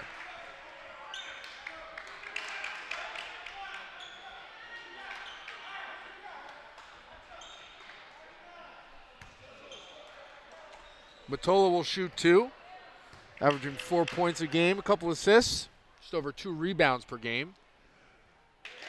First free throw is good. And, you know, Matola's abilities won't show up completely in the stat sheet. But like you said, the defensive play that he made that probably wouldn't get noticed by somebody less astute than you are, Sean. Some of the looks that he makes on offense, some of the decisions he makes lead to victories for Gill St. Bernard's. Yeah, you know, it's those small plays. There's a lot of guys, if you look at the NBA level, that don't necessarily get that recognition in the box score, and you know that's at every level of basketball as well. And you know, at the NBA level, sometimes it shows up because you know there's more stats that you can see. But you know, you got to give credit to a guy like Matola for playing the brand of basketball that he does.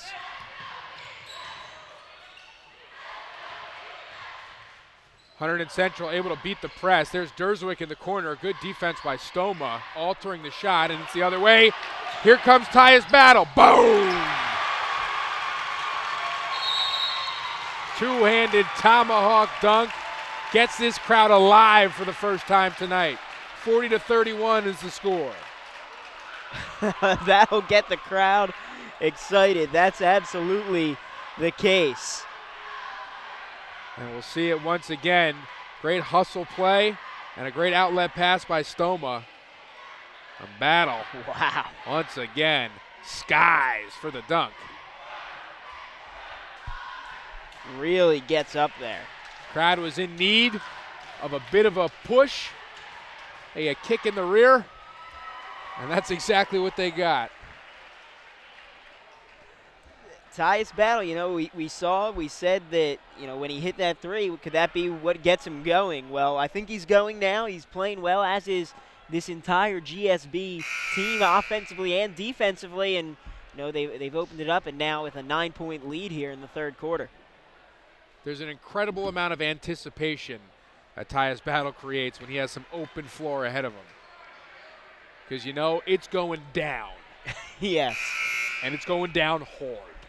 Those are sometimes the most exciting plays, is the ones that you can see coming before they happen, whether it's a guy trailing the break for a three that is a knockdown, drag-out shooter, or a Tyus Battle with nobody to beat, and you just know what's going to happen. That makes it all the much better when it does. Just think, he's only a sophomore, Sean. Wow. He's a sophomore, like 15. Unbelievable. Miles Thomas breaks the press himself. McNeil for three. It's no good. Good block out by Matola, and it'll go out of bounds. The Gill St. Bernard's basketball.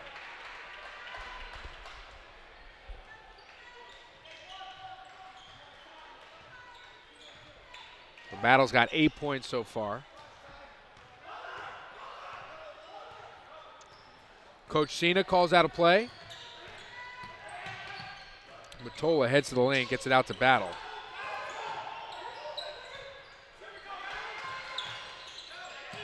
Demarest in the paint. A strong try, but great defense there by Jeff Derzewick. It'll be Hunterdon Central basketball. McNeil, another excellent backdoor opportunity. John Patrick finishes on the other end for Hunterdon Central. John Patrick quietly having a nice game so far. He's hit some good shots. He's been where he needs to be on both sides of the court. Yeah, he's been playing some excellent defense as well. Rebound there by Derzewick. Great positioning. Block out Julius Stoma. Miles Thomas to the rack, and a charge taken by Adam Matola. That one will show up in the box score there. Taking a charge, forcing a foul, and that's a play that you love to see as a coach in transition. Getting your feet set, really tough to do. Absolutely stunning, fantastic play by Matola. Sometimes, whether it's positioning or timing, you don't have the opportunity to go up and try to block a shot or even alter a shot. And the only thing you can do is get your feet set and just take a hit. It's exactly what Matola did. Hard pick by Moriali. Moriali for three. A lot of the Hunterdon fans wanted to see a foul called for a moving screen, and he may have thrown his arms out a little bit, but no call, and he ends up hitting the three-pointer. And this one stolen by Battle. He's going to go up again, and he's fouled hard by John Patrick. The referee a little bit in the way there. If it weren't for the ref standing where he was, I think Battle would have had a much clearer path to the basket and would have been able to throw that one down. And I believe they're going to call an intentional foul, so Battle will take a free throw with nobody on the blocks. Gill St. Bernard's builds their lead to 11. Battle finding a groove. Another free throw opportunity, and Gill St. Bernard's will get the ball back. And he makes a second free throw as we take a look at the replay. Hard foul.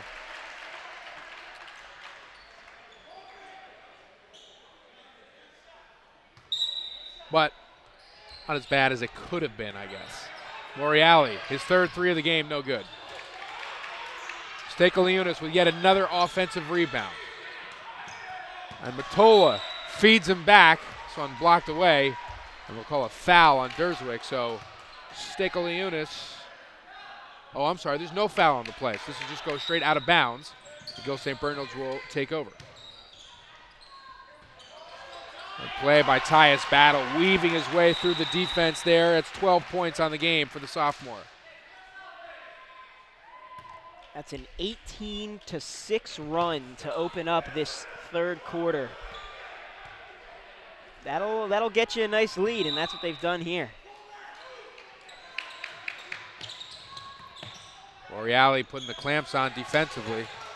Moriali and DeMara making it difficult for Hunterdon Central. Stolen away by Battle. And here it comes. This one's not going to get blocked.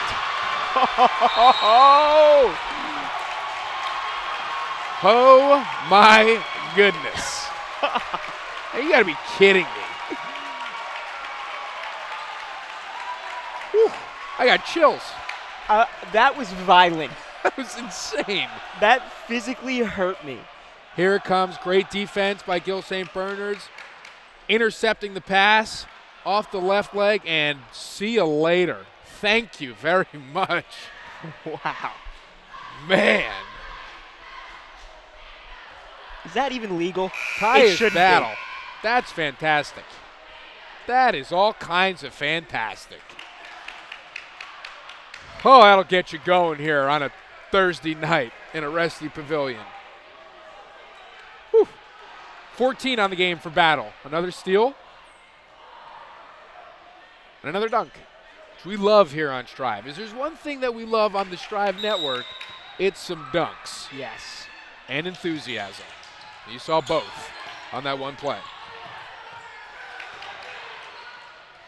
Gill St. Bernard's having to get back quickly on defense as Hunterdon Central was able to break the press. John Patrick with a long three attempt, no good. Tamara with the rebound, gets it back to Battle. Battle through his legs, unable to control it. Maintains control, though, and gets it to Matola. Battle feeling it right now, and he'll go back to the line. Nice little spin move in the paint. Yeah, and Tom, one thing that we should watch for here when GSB is on defense, look at how aggressively they're rotating to the ball. They're bringing two guys towards the ball on every time, and it's leaving some shots open, but they've done such a great job of rotating quickly that it hasn't mattered. They've been able to get back and still contest shots. First free throw is good for Tyus Battle. And the second one is good.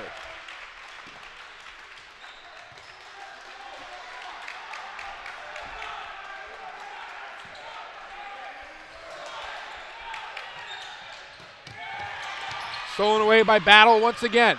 Battle bangs down low, and he'll get to the free throw line once again.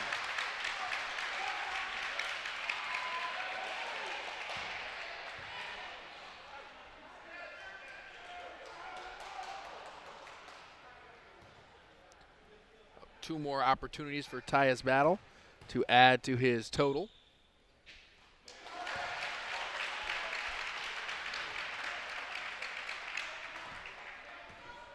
Leading all scorers now with 17.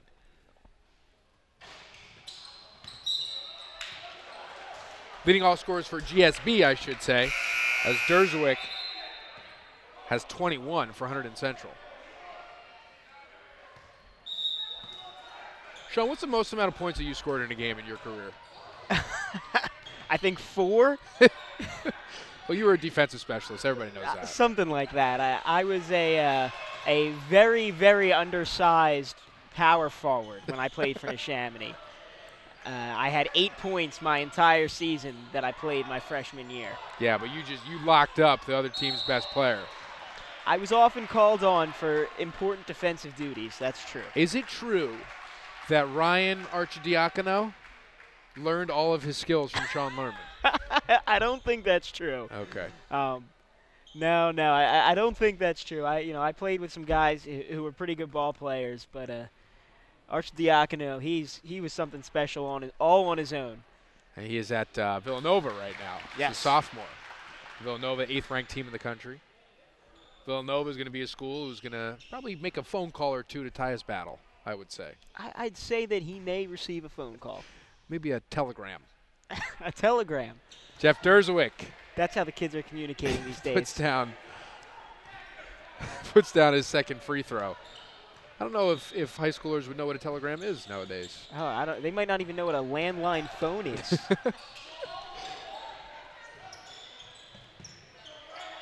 Moriali, 3 is too strong. And Tamara better be careful.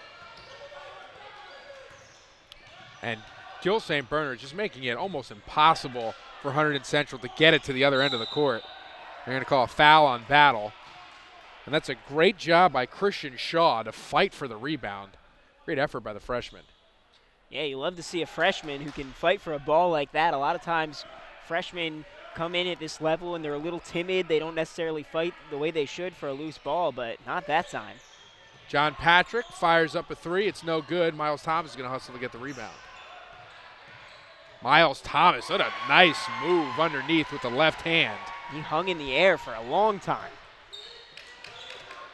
Thomas has 4 on the game.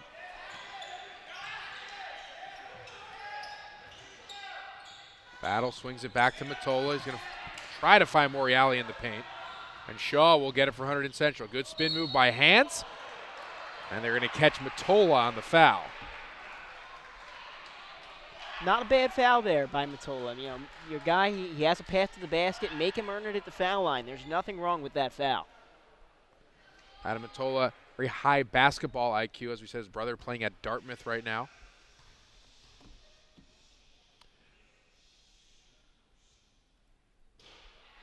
First free throw from Hans is no good. John Michael Mia will check into the game for Gill St. Bernard's. We'll sub in for the freshman, Mike Morreale.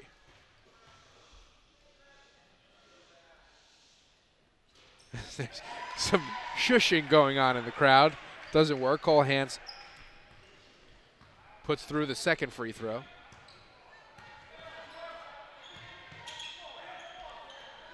Now Gill St. Bernard is going to move the ball around the perimeter. 5 seconds to go here in the third quarter.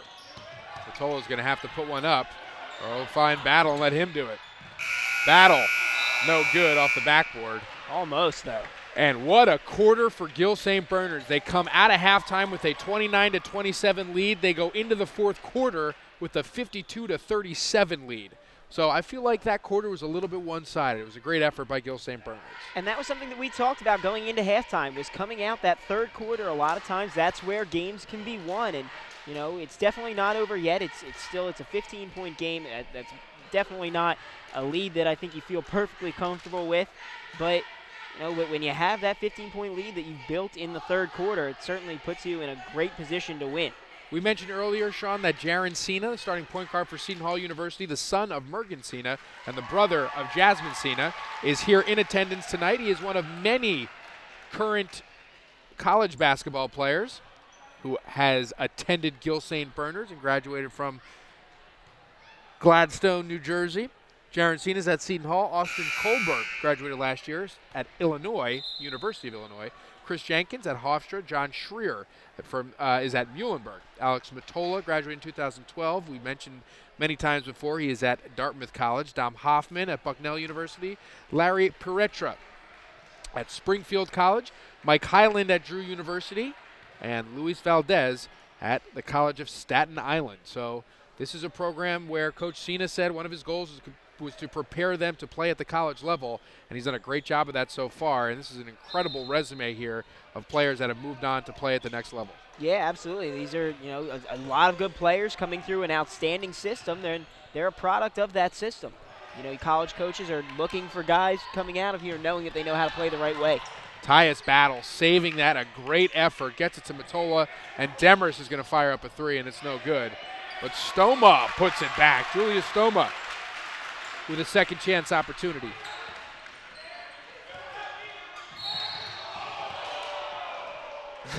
Ian Demarest looking for a dunk of his own.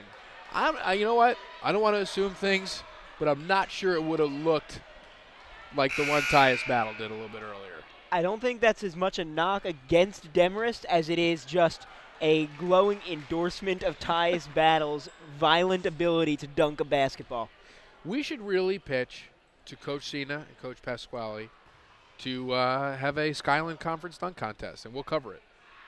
I would be all for that. I think that would be quite a lot of fun. I mean, is there anything better on this earth than a dunk contest? And then we'll bring in one that's about 8 feet, and me and you can dunk on it. Hey, I can dunk solidly on a 9-foot basket. Thank you very much. Give me a little credit here. It's like a mini basketball and an 8-foot hoop. Miles Thomas makes the second free throw. I've been called the Vince Carter of the 8-foot hoop. Good steal by McNeil all the way down, and Battle is going to pull up a little bit, but he alters his shot enough to create the miss. Battle pulls up for the jumper. It's no good. Rebound goes to Matola. Matola looking for John Michael Mia. Throws a little bit behind him. This will be a backcourt violation on the Knights. Yeah, but that's another offensive rebound as Matola gets in there and pulls that one down. And that's, you know, that offensive rebound battle is a huge reason why GSB has this 15-point lead. There were a couple of possessions where they had 4 to 5 offensive rebounds in a row. That's just dominance of the glass right there. McNeil gets it past the outstretched arm of Julius Stoma. And he'll put it in for his 4th point of the day. Really good use of the body by McNeil to shield the ball from the defender and get off a clean look. Stoma thought about it and bring it back out. Matola finds Demarest in the middle. Matola's going to fire up a 3, and this is way long. A battle there for the offensive rebound.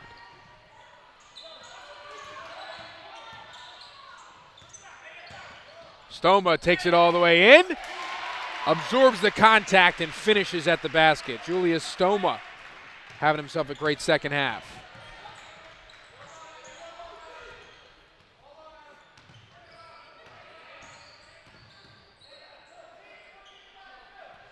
Looks like Gill St. Bernard's has gone back to a man-to-man approach. It's Tyus Battle. Almost steals it away from Miles Thomas. Comes up gingerly.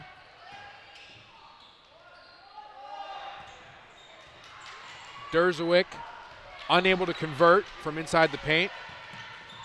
John Michael Mia out to Tyus Battle. Battle no good. Rebound goes to Demarest. Matola is going to attempt a 3. This one's no good. And McNeil will corral it. Nice pass to Derzowick.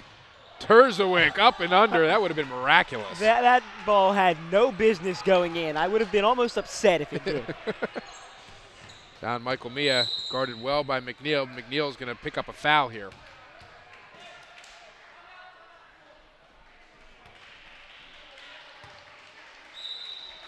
So John Michael Mia causing another foul from Hunterdon Central. And John Michael Mia really has kind of been the catalyst and the floor general for this team all year long. And when we first saw him, he was donning some protection on his face, and some people knew him as the Mask. But he has been, obviously he's been a tremendous asset for this team all season long. Really, the offense goes through him, and he has got excellent court vision. One of the better passers that you'll see. He is a team leader in assists. He's second on the team in scoring. Not lighting up the scoreboard tonight, but still facilitating really well, playing some really good defense. So Coach Cena definitely values the contributions from the junior. You know, and I think that you bring up a point with him not really filling up the box score as far as scoring tonight. That just shows you how good this team is at distributing the ball, because, you know, it doesn't have to be John Michael Mia every night. It doesn't have to be, you know, the same guys every single game. You know, everybody comes out, everybody contributes, and everybody scores. There are a solid amount of players on this team that have no problem shooting and no problem scoring. Demarest is going to find John Michael Mia at the top of the key.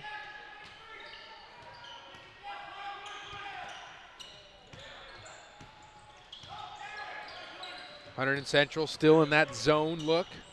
And a good cut by Matola. Matola is going to get the bucket and the foul. Adam Matola. I wonder if Adam Matola saw the graphic that we put up in the beginning of the game and was like, hey, you know what? Hey, the spotlight's on me today. I'm going to have myself a game. He really is playing like the spotlight's on him. He's having an outstanding game. He's playing incredible defense. And, you know, that time he doesn't finish the and one opportunity, but still playing really, really good. Stoma out on John Patrick. McNeil trying to set up his teammate Derzowick. Derzowick backing down the smaller Mia. And puts it up off the glass. Good job by Derzowick. Great find by McNeil. 24 on the day for Jeff Derzowick. He leads all scorers.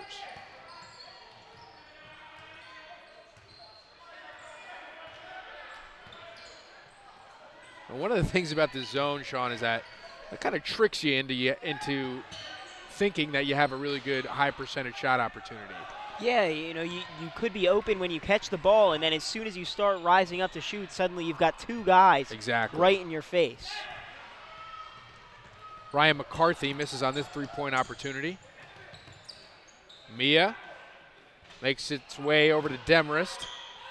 Tyus Battle receives a little push there by Derzowick, so the foul will be on Jeff Derzowick. Battle hit the floor hard there. You know, he's able to get up pretty quickly, though. The young kids, they can handle that. When I hit the ground on the court, not quite the same result as far as getting up that quickly. It's all right. Tyus Battle's going to take a nice ice bath after the game, heal those wounds, heal those bruises, be back on his feet in no time. 58-43 is the score here. 3 minutes and 45 seconds to go in the game. Gill St. Bernard's looking to improve to 7-2 on the season.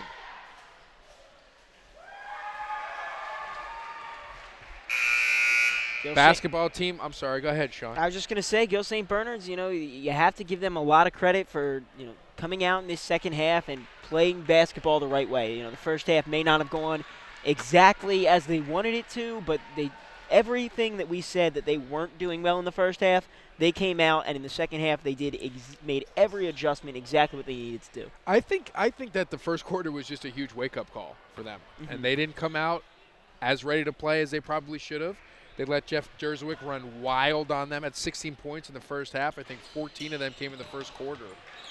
And, you know, it woke them up. In the second quarter, they came out firing. And then in the third quarter, they really just put this one away. Cole Hance for three. Triple for Cole Hance. And I don't think Hunterdon Central feels like this game is away just yet. 12-point lead for Gill St. Bernard's, over 3 minutes to play. Battle drives baseline, and he's going to draw another foul. Battle to the free throw line once again.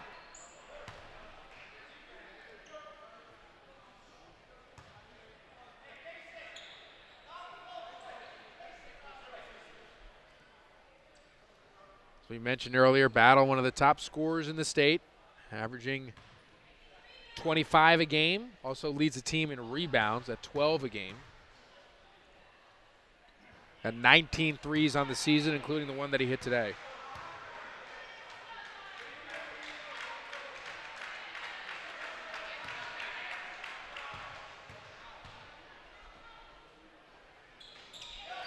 Battle hits the second one.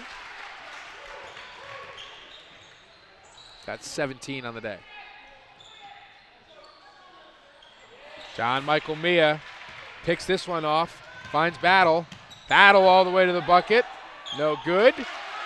Julius Stoma there to clean it up.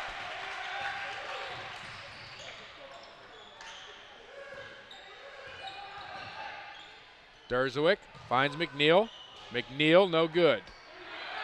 Derzowick, a great effort. Yeah, I think that great effort, though, should have been an over-the-back call. Could have been. Could have been, kept it alive in the bucket for Hunterdon Central. Puts them within 13.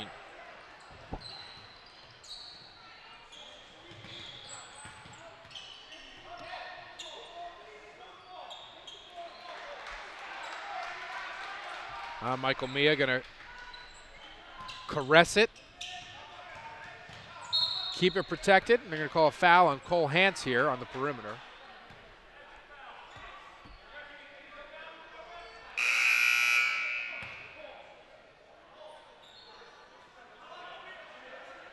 John Michael Mia will shoot the free throws for the Knights. That puts them in the double bonus now, so he should get 2 shots. He will get 2 shots. There's some sort of a mulling timeout, almost like a half timeout going on the floor here. While that's going on, I'll take a chance to tell you about how the Gill St. Bernard's athletic program did this fall. And what they did was they won a lot of championships, Sean. Did they? The girls' tennis team won a Skyland Conference Raritan Division Championship. They also won the non-public B South Sectional Championship. Boys cross country team were Prep B champions. The boys soccer team had a heck of a season. We had the privilege of covering the Prep B championship, in which they won and defeated Montclair Kimberly Academy. Then they went on to win the non-public B state championship, defeating Montclair Kimberly Academy once again in a rematch from last year. So An excellent season for the soccer team and head coach Tony Bednarski. John Michael Mia hits both free throws, and that'll give him 10 for the game.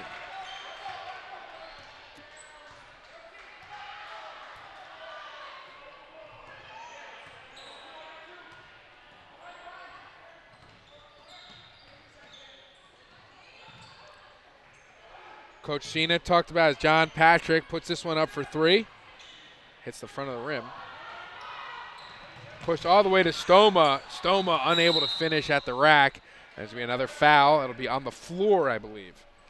And that's one of the toughest things for a young big man. You know, a lot of these guys, you know, they're growing very quickly, and they don't quite know their own strength. They have a hard time on those fast breaks finishing without, you know, stopping and slowing themselves down. I think that's something, you know, he clearly has really good ball skills and floor skills, and he'll develop that with time. But, you know, I think that was just a young player, a tall player, having trouble with getting control of his own body on that missed layup.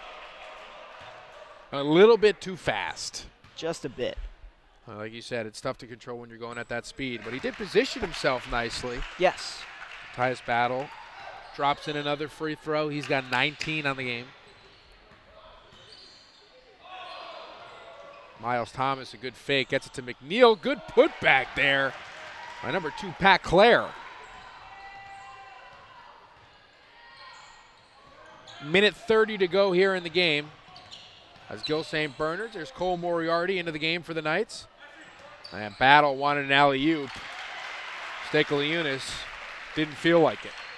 So a nice cut to the basket by Battle. That'll give him 21 on the game. I think an alley-oop would have been a little too tough there. Just go with the easy play, the smart play, and the play, they got him some points. You know what? I think they should have just went for it anyway. If we can cue of up course you did. If we can just cue up, just for old time's sake, we can just cue up some of these plays from earlier today. It'll get everybody excited at home watching. Tyus Battle leading all Gill St. Bernard scorers with 21. And here is the first dunk where he's all alone. A little two-hand tomahawk. And then sends the crowd into a frenzy. Dunk number 2 coming off of a steal off the full court press. Forced a little bit by Harrison Demara and Michael Moriali. Intercepted here, and then, excuse me. Very nice. Look at the bench getting up. Absolutely, sure. Right in the mix. Who else but Ryan McCluskey, who is in the game now for Gill St. Bernard's. Check out number 33. And the 3 is hit by Colin McNeil.